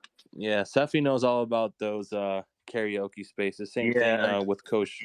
Are all of you Coach. retards done flooding my bags? This is Watch the out, wrong part Seffi. of the market to be telling everybody it's hard to use crypto and all that shit, right? Like, it's Whoa, really, whoa, really whoa, easy. whoa. Hey man, But There's just being a yeah, honest, dude, man. there's a age-old adage: barking dogs don't bite. So never fault their friends. bro, yeah, man. So we're gonna be hosting Eigenlayer on Friday, and tomorrow we're gonna be hosting Gains Network, and then on Thursday we're gonna be hosting some people from Elrond is now rebranded to Multiverse X. I don't understand why they did that. I truly do not understand why they rebranded from Elrond to Multiverse X. I seriously do not understand that. I don't know what the rationale behind it is. Copyrights, dude. Yeah, Fucking Amazon and copyrights. Elrond is, yeah. Oh. L. Ron I'm Hubbard. sure. It's the guy I'm sure. from I'm sure Scientology, eh? Oh Spray and Joe will gosh. probably have to rebrand eventually too. Kim, can you change your PFP to your milady, bro? To The my lady. Capitals? Yeah, that'd be sick, man. Bro, you know what's the funniest thing, dude? You don't realize how many fucking undercover miladies there are on CT, bro. Like, Milady so in many control. milady in fucking control, man. People don't fucking realize, dude. It's so funny because we'll be talking to like these huge accounts, and they're like, "Oh yeah, I own like 40 miladies." I'm like, "What?" Like, you know, it's just funny. Yeah, you should be buying as many miladies and Remilias as you can. There is no competition. They're the only ones doing what they're doing, but that's my unapologetic shill for miladies. See, we got Ponzu Enjoyer. What's up? How's it going, man? What's going on? Yeah, I was just thinking about you talking about like the social capital and stuff, and a lot of people maybe being scared of posting. And something I did was just like create a new whole account and just go from there. And that kind of gives you the creative freedom to just do whatever. So for people that feel maybe afraid or they don't want to associate themselves to like some past stuff, just like create a new profile and just fucking go for it. Some of the biggest winners of the bull. It's like New Game Plus, man. Some of the biggest winners of the bull and bear market are the people who shield ref links.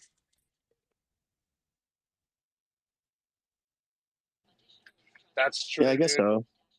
I'm here for Or the the friends. people like, I mean, you saw it, dude. Like for the NFT bull run, that was especially like prominent. Like if you had 10K followers, like you got on every whitelist automatically, you know, like just by virtue of like the size of your account.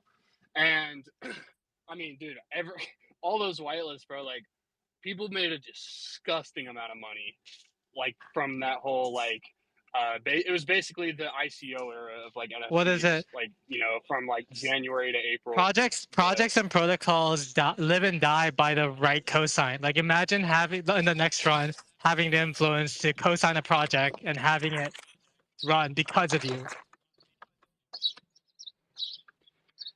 Yeah, man. I mean, like, there's so many examples of that. I mean, Rollbit definitely wouldn't have ran initially like it did if Gamesy wasn't out here shilling it every day. Like, it's just part of the game. Like, but I don't Dude, think I it's got the fuck out of necessarily Rollbit, like, bro, the moment he yeah. started like going crazy No, with that. Bro, I that sold everything terrified when they me. tweeted the price. When they tweeted the Yeah. price, I was like, I'm gone. I'm sorry. Like, that's just automatic. Like I am still bullish on it, by the way, because I see people using it all the time, and like anything that people are like actively using, it's like hard for me to be bearish on. And I think that it's probably going to end up running at some point again, but it was up like 20x like in January, right? So I mean, it was due for a little pullback, but it's all good. I still think like GambleFi is going to be like a big narrative at some point. I don't think we've seen like the peak of GambleFi, because I think like, I mean the like the vision is there, dude. Like if you're taking like with Rollbit, like right, you have like you're betting on sports, you know, you just came up on like some like the Dolphins won the game and you just came up on like a 3x, right? Now in the same app, you can take that shit and go 20x long on ETH in the same place, right, dude? It's like it's the ultimate trap for like dopamine fiends.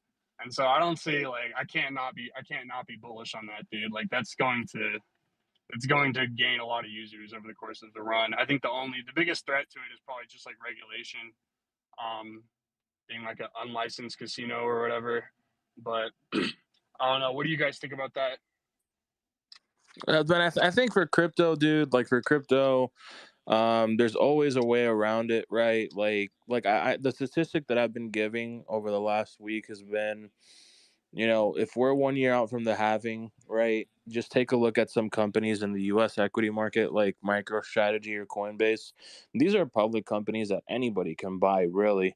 And if you think to yourself, okay, if these are some of the corporations that, their Bitcoin holdings far surpasses that of any other company in the world, why wouldn't I just buy this stock, which has a way lesser of a market cap than all the top 20, 30 cryptocurrencies, right? Why wouldn't I just like buy some leaps or buy some calls with those specific stocks, right?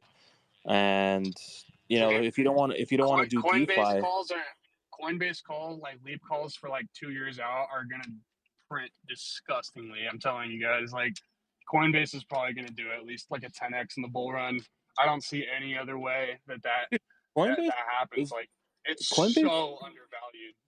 dude. Coinbase has been coming out with new products every month, dude. There's always something new within the app, and you can navigate DeFi protocols within the app now. So if you think about it, right? If you think about it, Coinbase is becoming like an Amazon of sorts, where it's like, okay, I want to use this chain, I want to use that chain. So not only is it a wallet, but it's also something immersive, right? And on top of that, dude, they even have like these reviews where it's like you can review your token, right? Like you can rate them from 1 star to 5 stars. So it's like, if the price goes up, you can be like, man, the tech is so cool. Oh man, This that's is some alpha, nice. bro. You just gotta buy all the 1 star tokens, dude, at the fucking bottom, and you'll probably print. They're gonna be Yeah, people just angrily writing 1 star reviews because the price is yeah, going down. yeah. I'm looking forward to like base summer where like all these shit coins on base are just gonna run wild. Like that's gonna be a thing. Oh, There's dude, gonna I've be been like a base season. 100% for sure, dude. I can't. There's no question. Base season and ZK season. Yeah, we're gonna relaunch all the Ponzi's there. No, that's gonna be wild. Like seriously, everyone should be completely tapped into what's going on there because it's gonna run eventually. Like things will happen on that chain on the layer 2. I also think they have the unique, like, I think they have a unique position as like seen as like a. I mean, I'll be curious as to like what kind of shit people build on there.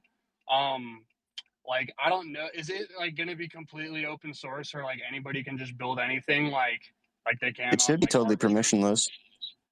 Yeah, I mean that'll be pretty cool. I'm curious as to like if that actually like onboards people into DeFi or not. I think that having like the wallet app in the actual Coinbase app is like a great first step for that, right? Because like before you had to use like Coinbase wallet, right? It was like it was super convoluted and it was, I don't want to just use like the fucking Fed wallet. I'd rather just use MetaMask or something. But they're trying to like basically take out MetaMask, and I mean, if that pumps my bags, then so be it. I think I think for base though, like what's like the value? Like I didn't really understand like what like the pitch was. Like, is it just kind of like because I don't understand like why would I use base over like native optimism? Well, that's the thing. Like you don't, but Grid Cult, go ahead. Yeah, so I think it's gonna like Coinbase is probably gonna be like an on-ramp for a lot of people into more exotic DeFi kind of stuff. So yeah, because they forked it, they have more control over it and they can like easily integrate it to their own kind of stuff. And also in the long run, it kind of builds up their kind of strategic value as well, I think from a business perspective. So I think in hindsight it was the right move, and I think like Coinbase IPOing is probably the right move as well, just because they're super well regulated, super friendly with the. I mean, not that friendly, but more friendly than a lot of other exchanges. So I think on that perspective, it made a lot of sense from a business perspective. But yeah, I mean, like they forked it now, but like in 2 years' time, it could be totally different. Also, they don't have to like custody any funds. They can just like fuck them on the sidechain or on this layer 2, right? So if there's like some issues with custody, they have like an easy way out where they still sort of hold control. Well, not really, but like it's still under their brand, and stuff just moves on to their layer 2 out of their custody. So the name of the game really is compliance. Remember, Al Capone, all those gangsters, they didn't go to jail for murder or anything. They got caught because of the IRS. So if you see any protocols fucking around with compliance, it's probably a good idea to dip. That's hilarious, dude. I don't know why I never put that together, but that makes so much sense. Like, if the protocol's going way out of their way to tell you that they're regulated or whatever. Wasn't that kind of the whole pitch for QNT for last year? Just letting you know, That it was like, QNT is one of the tokens that are ISO 222 compliant. There's about a dozen coins. Wabi's talked about a few of them. I shared a few, but you want to stick to ISO 222 compliant tokens. I work in merchant services, so I work with stuff like this day to day. can you explain that? Because I honestly, that's somewhere I lack the knowledge of, is like regulation. So what does that mean? So the world runs on payment gateways, right? Ultimately, it doesn't matter whether you use the yuan, the dollar, the ruble, you ultimately have to interact with payment gateways so your clients or merchants and your customers can get paid or send payments. And last spring, they teased the new compliance framework. Last fall, they did a trial run in New York. It was a whopping success.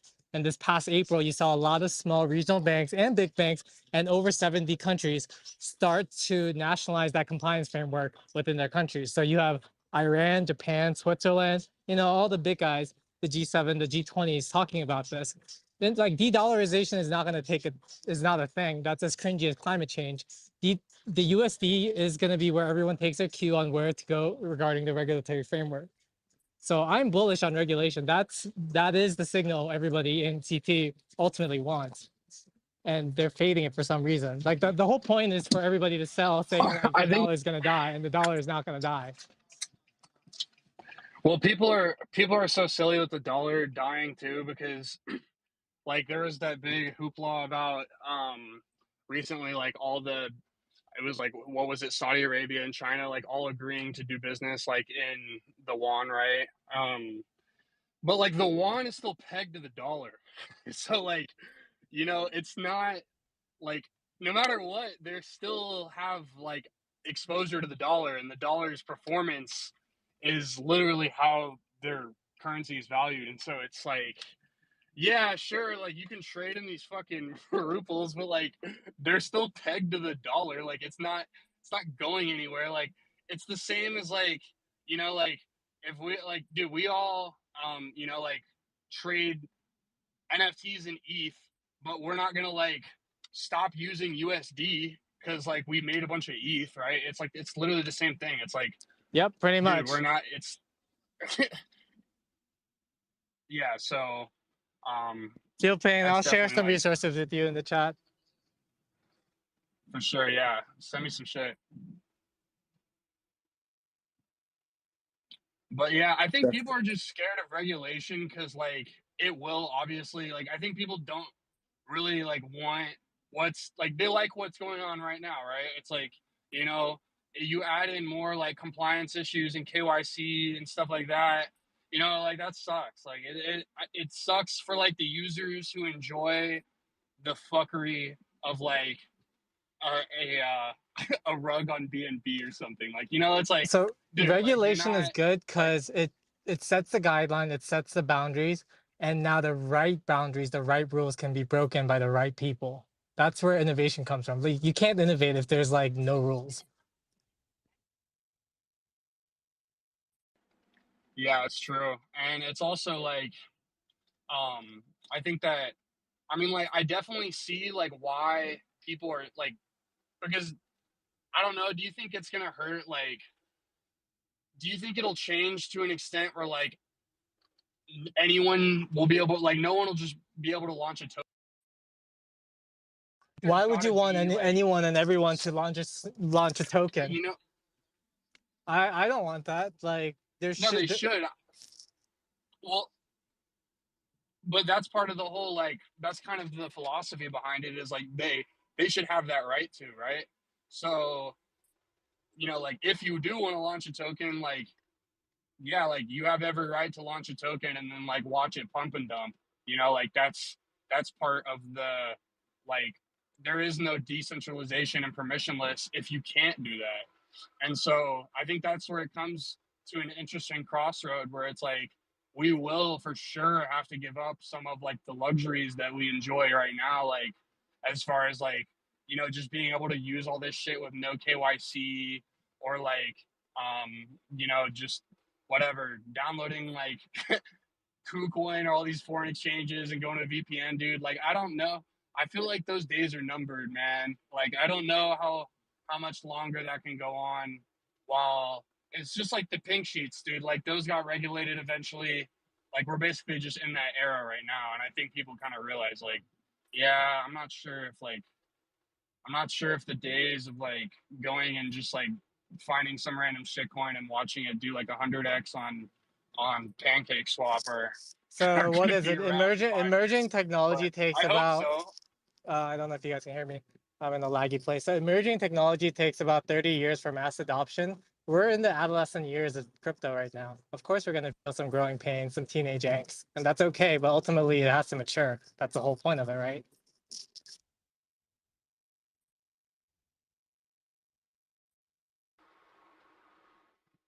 I'm bringing up Deus E3 right now. They're connecting.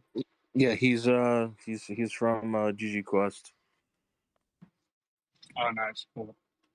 Yeah.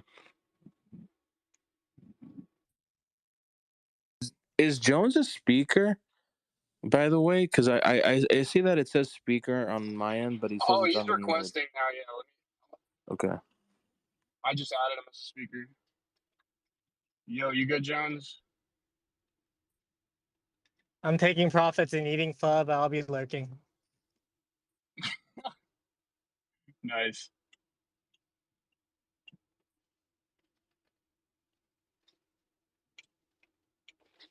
Yeah, I just kind of, I don't know. I wanted to add a little bit. I'm kind of more on the I don't want regulation side there, but my kind of thought process is, isn't it, if something's actually truly decentralized, then wouldn't it actually be more harder to actually regulate? Like Monero will still be running. I mean, people could still access Tornado Cash right now, even though it's regulated.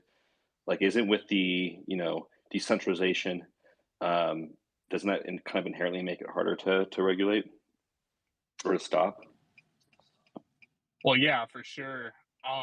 But I mean, they can make it super hard. Like, yeah, sure, you can go and use Tornado Cash still, dude, but like, you're gonna get, like, you're a criminal if you do that in America, and like, and most countries, because most countries banned it after America did. So it's like, even though people like to say like, oh, crypto's like this worldwide asset, America's decision on Tornado Cash nuked that thing. Like, no one, there's no liquidity anymore, and you're a criminal if you use it in like most countries. So yeah, I mean, they just eradicated that in like 1 second. So I don't. That's why I think people kind of fear with regulation is like, man, like, because I think Tornado Cash leaving was a huge L for the space as a whole. Like, that's, I think that was the first step in like centralizing all of this, right? Because there's going to have to be like I said, we're gonna have to give up some things if we do want. Like, there is no BTC to a million without regulation, right? Like, it's never gonna happen without regulation, and because the institutional bid is never gonna come in like on these unregulated things. Like, for the most part, outside of like a handful of venture groups. So, I mean, if we ever want all this, like, our bags to really fucking bump, like, we do need regulation, but uh, it comes with probably losing a lot of the shit that we do on chain, which sucks. But I don't know. I don't know what, like, because obviously there's a lot of purists that like don't want that to happen at all and would be completely okay with it just existing in its current form forever. But that's just like not going to happen, right? And yeah, like, I don't know. I think that there's probably going to eventually be some kind of prerequisite for like launching a token on Uniswap or something, dude. There's got to be, like, if they can just send Tornado Cash to like to zero, in 1 second, like, they can easily do that with like any major protocol. And like, I just hope that there's people like explaining to them, like, and talking to them about like the ramifications of like that on the ecosystem, because I mean, the ecosystem's so delicate. Like, there's so much hidden leverage everywhere, right? Like, you pull this one string, like, who knows what comes apart from that, or like who has exposure to that. So I don't know, it's just interesting. I like to hear people's different takes on regulation. Yeah, I think that even if you did start regulation, start to crack down more, people would just move to, probably like privacy-based chains or coins are obviously gonna probably spike a bit more. I don't think you're gonna be able to actually like get rid of stuff that can regulate it, but I mean, Monero is probably the actual really only used cryptocurrency. I mean, people are buying and selling actual real physical products with that all day. I don't think it's not technically illegal yet. It's legal for exchanges to sell, but it's definitely a really used cryptocurrency. So I don't know. I feel like if they did crack down on regulation, people are just going to move to some more, chains or coins or other options instead. But I don't think it's something that could actually stop. So the exciting thing about emerging technology is all the unintended use cases that come from things like regulation and people scamming. Like people ultimately end up pivoting and creating new ways. So for example, facial recognition became a thing. Well, all the countercultural anti-facial recognition tech that came out is fucking inspiring. So imagine if like an innovative space like CT gets properly cracked down on. People are not just gonna sit down and take it. They're gonna find ways to fork the regulation. And what you can't predict what that's going to look like, but that's the cool part. Also, The like I idea. imagine most people actually like interact with chains on like regulated layer twos and like other kinds of places, right? Like they won't actually like boot up a MetaMask and talk to ETH directly. They'll use like a layer two and they won't even know what they're doing in the background. So for most of these regulations, I don't think it'll actually matter for like the regular users. Like those will be weird. Like people that use chains are gonna stay weird, I think. Most are just gonna use like a bank app and then underneath it's going to leverage some blockchain tech which they have no idea about. That's what I imagine anyways. This is switching topics real quick, but as we're talking about the industry, I've been curious as to what you guys think about this. Do you think that layer twos like are the big solution to scaling Ethereum, or do you think that's going to be something? Do you think it's kind of going to be a trend, like like we've seen so many times in the past with like different things that try to scale Ethereum or like whatever it may be? Do you think it'll be like where last cycle where there was all these different L1s and like all those run and like have their own kind of like rotation? Like, do you think that will still be a big part of the next cycle, or do you guys think it's going to be more concentrated on like L2s and stuff?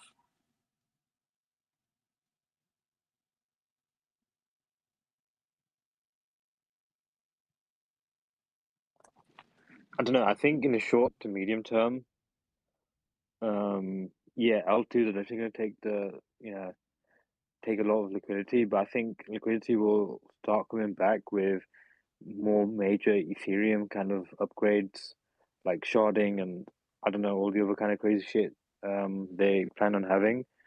So I think I think it will slowly upgrade, and Ethereum's been pretty good at shipping upgrades as well. So I think long run it might come back, but I think there will still be a space for layer twos.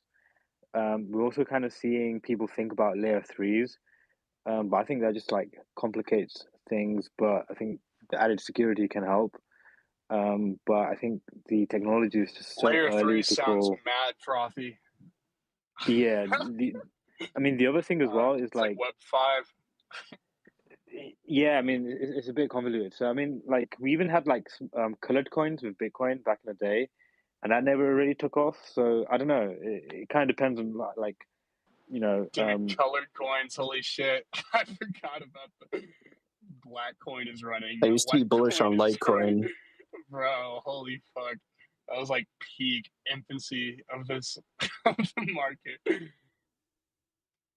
Man, yeah. I'm not sure. I think like I'm pretty bullish on like Arbitrum and like ZK and Optimism as far as like scaling solutions. Because I mean, anything that's like anything that's gonna make Ethereum usable is gonna be like I can't not be bullish on because, like I said, I mean, if you're around for last cycle, then like you know how unusable Ethereum was for most people, and I think that I'm not sure. Like the thing I'm actually worried about is probably like all these different layer ones. Like I just don't know how many can possibly exist. Like and how like I know there's things like layer zero that are working to like fix like liquidity segregation, right? So like that's like one of the problems is like, oh, there's only liquidity on this chain right now, and you know, TVL is kind of a meme because like anyone can unstake at any time, right? So it just goes away as quick as it comes. So yeah, I'm just kind of worried like about. I mean, I think Solana will probably still be around. A handful. I think AVAX will probably be around too. The ones that are like really well equipped, but like, I mean, I think most of these, like a good 90% of these things are gonna disappear, like Harmony and shit like that, right? Engine or whatever, like just random like chains that popped off last cycle. Um, yeah, I don't know if like I think it would be pretty cool to see everything in one place because I mean that's like if you have everyone just only using Arbitrum or like only using whatever like this one roll up and liquidity is all concentrated in that one place, like I mean you're just gonna increase the chance of it running like tenfold, right?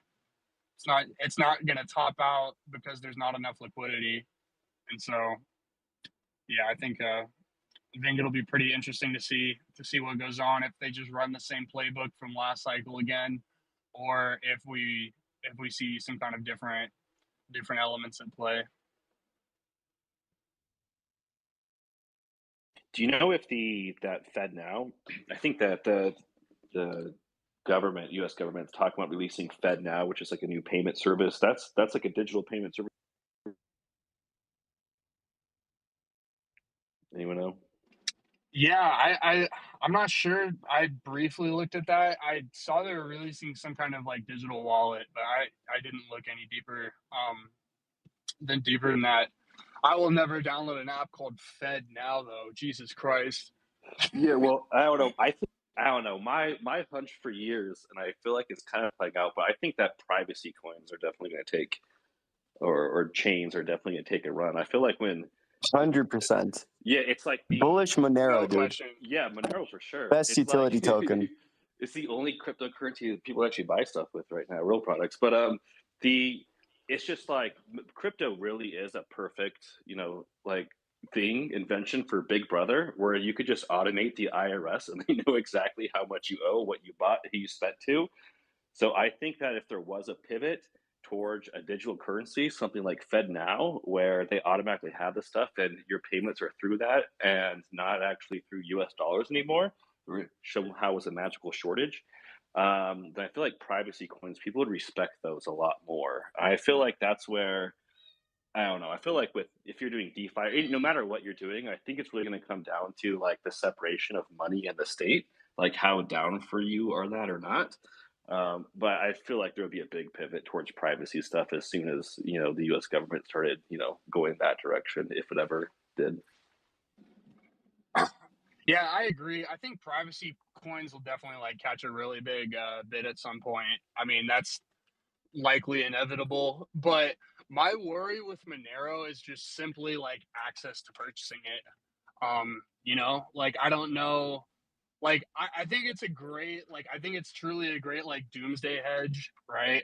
Like if you're actually like turbo bearish on like the world and like you think it's all like, like hyperinflation, imminent collapse, all that bullshit, if you actually think all that's gonna happen, you should probably buy some Monero because I mean it will be a good like there will be a cult of people that like refuse to like have any social presence or like refuse to like use the CBDC.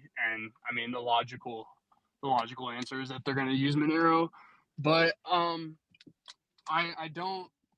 Yeah, I'm just worried that like there's not enough places to buy it. Like that's like my only real worry. And then it's also like I don't know how hard like these things are going to get promoted. Like all these privacy tokens like low key have an uphill battle, right? Especially as we get more and more like accustomed to like the idea of a CBDC and stuff. So Yeah, well, you could. I mean, I think you legally can't sell Monero to U.S. citizens, or there's no U.S. exchanges that you can buy or sell Monero to that I'm aware of. Maybe I think Kraken think you might be can one. buy it on Kraken. I was gonna say Yeah, you can but buy it on I don't. Kraken. You can earn it though. Yeah, that's what's saying. You could earn it, and that's kind of the main thing. But also, you could swap it. I think that's why, like, I don't think Tornado Cash being taken down was really that big of a deal. As long as you could still swap Ethereum for Monero, then you could just move that around and put it into a new wallet. So I think that I don't Yeah, know. sure. But there's not nearly enough. There's not like nearly as much liquidity for Monero, like just market wide, as there was for Yeah, ETH. I mean, I don't think Monero's like I want to plan on doing 100x. Like, I think it's an actual like utility. I mean, again, people are buying and selling stuff Monero all day, every day. I think that if there was like more of a crackdown, more people would want Monero. So I don't think investment advice, Monero's maybe the best thing in the world, but I think it's a very good use case at least. But yeah, you could mine it anonymously. So if you were mining it, you get Monero. I don't know. I'm a big Monero maxi, but I still have my concerns about it. But No, I I think all the think other I mean it's privacy a coins kind of genius. suck. It's a genius token, because it just does one thing really, really well, right? Well, And no like one's no one's ever ever also got broke it. caught from no one's ever got caught from a Monero transaction. Just from the Monero transaction, it's always been OPSEC the entire time it's been used. And yeah, I mean there is some potential flaws in it, but I think it's definitely the best one we Well, currently have right yeah. now. I mean, I did a bunch of research on it last year, and like the fact that they like change the code every 3 months and stuff too. Like they've brought it to like the most elite hacker houses in the world, and like no one has been able to like come close to cracking it. And like anyone who does get close, literally has to relearn their whole like brute force strategy every 3 months. So it's, Yeah, well, I mean, it's not going to happen. there's a couple concerns, but I think the biggest one is like, which is pretty cool. Like, I'm not a big fan of proof of stake, especially like when the government could seize your assets and they could eventually take over full control. So I'm more like proof of work better. But like, if for example, say you have like a ton of money in Monero and the government comes and like seizes it and takes it from you, it's like they don't, that's technically burned. They don't sell it on the market because they don't want to go back in criminals' hands, is what they do. So whenever the government seizes Monero, it doesn't give them more power on the network per se. It makes it so that it's just never going back in circulation. So I don't know, big fans of stuff like that. Hey, wasn't there this really cool way to do like joining mining pools on Monero in like this weird decentralized way? I'm sure you know something about that. Yeah, I haven't. I mean, Monero is not profitable to mine, like unless you're like stealing electricity and getting You it do for it for free. Monero-chan, no? Yeah, there is a couple pools where it's like decentralized, and you can even get payments for like very very small amounts. I actually did start mining Monero for like a night, and then I was like, oh screw this, like a week or two ago. But I mean, yeah, it's definitely possible. But I Dude, haven't played with it too much. I downloaded like some malware like a year or two ago on like my old laptop that was like someone, I'm pretty sure someone like installed like a Monero miner like on the back end on my laptop or something, because dude, that shit would literally die in like 2 seconds. And it was always running as if it was um like booting up a game or something, right? Or like it was like under immense stress like from Google Chrome, and I was always like downloading sketchy shit on like different crypto websites. So probably caught that at some point. But uh yeah, there's some funny stories, dude. I read some shit like there's some kid that got caught recently for like he went down in like his school's basement and installed like Monero miners on like every single computer. And he got caught for that. But yeah, I think it's pretty funny. But that's a great point about it just being used for like everyday shit. Like it's probably not going to outperform BTC, but like in the event that we do like have like extreme privacy violations that become normalized, like it's gonna catch a pretty big bit at some point. Yeah, I mean, it was news a couple weeks ago, but one of the Monero devs turned out to be, he was working for the CIA or was an informant. He was doing something, and part of what he was trying to do was like to do like anti-Monero stuff. But kind of the beauty of it as well is it's all like open source, That's so it's like stupid bullish. even if you like committed all this code, like everyone else could see it first, and it's all open source. But I forgot who the person's name was, but there was a Monero dev that turned out to actually be someone in the CIA, and he was like got in trouble, and he had to admit that he's actually working with Interpol and all this stuff. I think the other Bullish. That's hilarious. yeah, the other week too, I think it was like 2 or 3 weeks ago, there was a mining pool that actually had more than like 51% of the actual mining power on Monero for a short amount of time before people switched different pools. So again, a couple concerns for Monero, but yeah, Monero is definitely, it works. No one's ever been caught using it, so I like it. Treat stuff like that the way like Walmart and Target treats shoplifters. They wait until it reaches a certain capacity. It's like you're not gonna get caught when you're stealing $40 from Target, but once you hit that 400, hello. Yeah, well, that's also kind of like what the dark web is like if they are doing stings and operations, they're not, getting the people who are just ordering stuff for personal use. They're going after like the people selling mass amounts. Oh, I see Jones's pinned tweet. Okay, yeah, you're about that. Yeah. Yeah, so yeah. I mean, there's only one way out of it. Like, remember, they make deals with the Pablo Escobars and they lock up rank and file. So unless you made it, like, probably should start paying your taxes and use central exchanges. A good way to avoid taxes is just always lose money on every trade.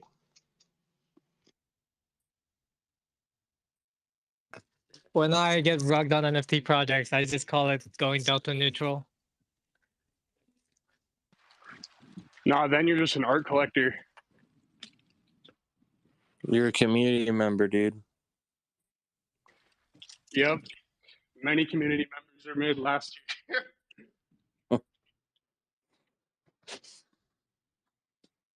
Well, Monero mining actually is profitable though. I ran a mining farm for a little bit, and what I would do is I'd lock the CPUs down to like minimum performance levels, and just get like a little bit of hash. But it's always just about like you're not going to be mining. You're not going to buy a CPU and make a bunch of money mining only Monero. It's like it's like supplemental. You know what I'm saying? You have to think about it in a different way. Yeah, that makes sense. It's a way to just pretty much generate a small amount. It's not like a get rich plan, but it's more of a way to like generate Monero without it, you buying it. That makes sense. I didn't realize you could lock on the CPU to mine it and offset, No, exactly. costs Because if that the way.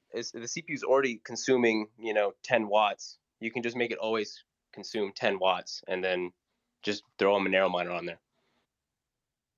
I've just seen pictures of people like in abandoned buildings, so they're setting up Monero operations so electricity, and then getting caught. But no, that makes sense. It's probably a more feasible way to do it. Or you get a job at a legacy corporation,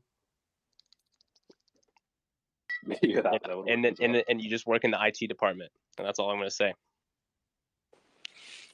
all right, man. It's been fun. We've been About here. that time. 3 hours. We've been dude. here. Yeah. I want to thank everyone for participating in this discussion. I really don't know how many speakers we've had, but we did start with Rebase and Tone Garden. 12. But yeah. So Shout out thank to you to all our guys. You guys are super speakers. cool. Thank you to all our speakers and all that stuff. Thank you to the audience members. If you guys enjoyed this space, my name's Wabi. I host these spaces with Payne throughout the week. So if you guys enjoyed these spaces, feel free to give us a follow here because Bitcoin and turn on bell notifications so you can be made aware of when we do host these spaces. We'll be hosting projects from Arbitrum, Elrond, and also Eigenlayer on Friday, and some Bear Chain projects as usual this Saturday. So look forward to that. And you guys can check out a replay of this.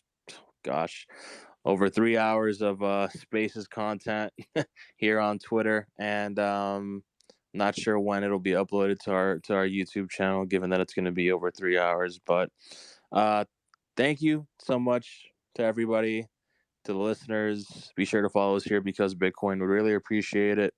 Trying to get to 8,000 followers by the end of the week, and hopefully there's some good volatility after CPI, which I think it's going to be to the upside. I think bears are going to get absolutely skull fucked, just as they have all year. They've just been wrong and wrong and wrong and wrong and wrong and wrong and wrong and wrong and wrong, and I think they're going to be wrong even more. So enjoy the pump, and most of all, respect the pump. Yeah, man. Just like Ivan on text says, respect the pump, and Respect the pump. Yeah, respect the pump. Let's go, go, go, go, go, go, go, go, go, go. Right? That's exactly what he says. So it's gonna be Hey some man, pretty I nice tweeted price the action. thing I just put up in the nest, dude. I tweeted that in January, and they were saying the same things they're saying now. So I'm fucking Yeah, long until I'm wrong. yeah, I mean, dude, yeah, it's like if you think about it this way, it's like okay, like you know, if you have like a bearish bias or whatever, like why would you not just be long spot as a hedge? Like it just doesn't make any sense, especially just BTC at this fucking point. I mean, it's not like it's yeah, all just propped up on like perpetuals or something. Like it's it's a strong spot bid. So yeah, it should yeah, be a fun week though. yeah, man. Yeah. So that being said, feel free to give us a follow, guys, here because Bitcoin. And I'm out. We'll be back tomorrow at 2:30 p.m. Eastern time. We'll be hosting Gains Network and their protocol on Arbitrum. So take care, everyone. Thank you so much. And yeah, feel free to tell like your followers or whatever about because Bitcoin. Retweet us, quote tweet us. I encourage all of you to go ahead and share everything about what we're about here, talking crypto with founders, developers, all that sort of good stuff, and sometimes just more community based as it was during the last half of this space. So yeah, man, take care. Peace out, everyone. I'm tired. I'm gonna go eat and then I'm gonna go train. So God bless Hell you all. yeah, brother. Take care. God bless. God bless.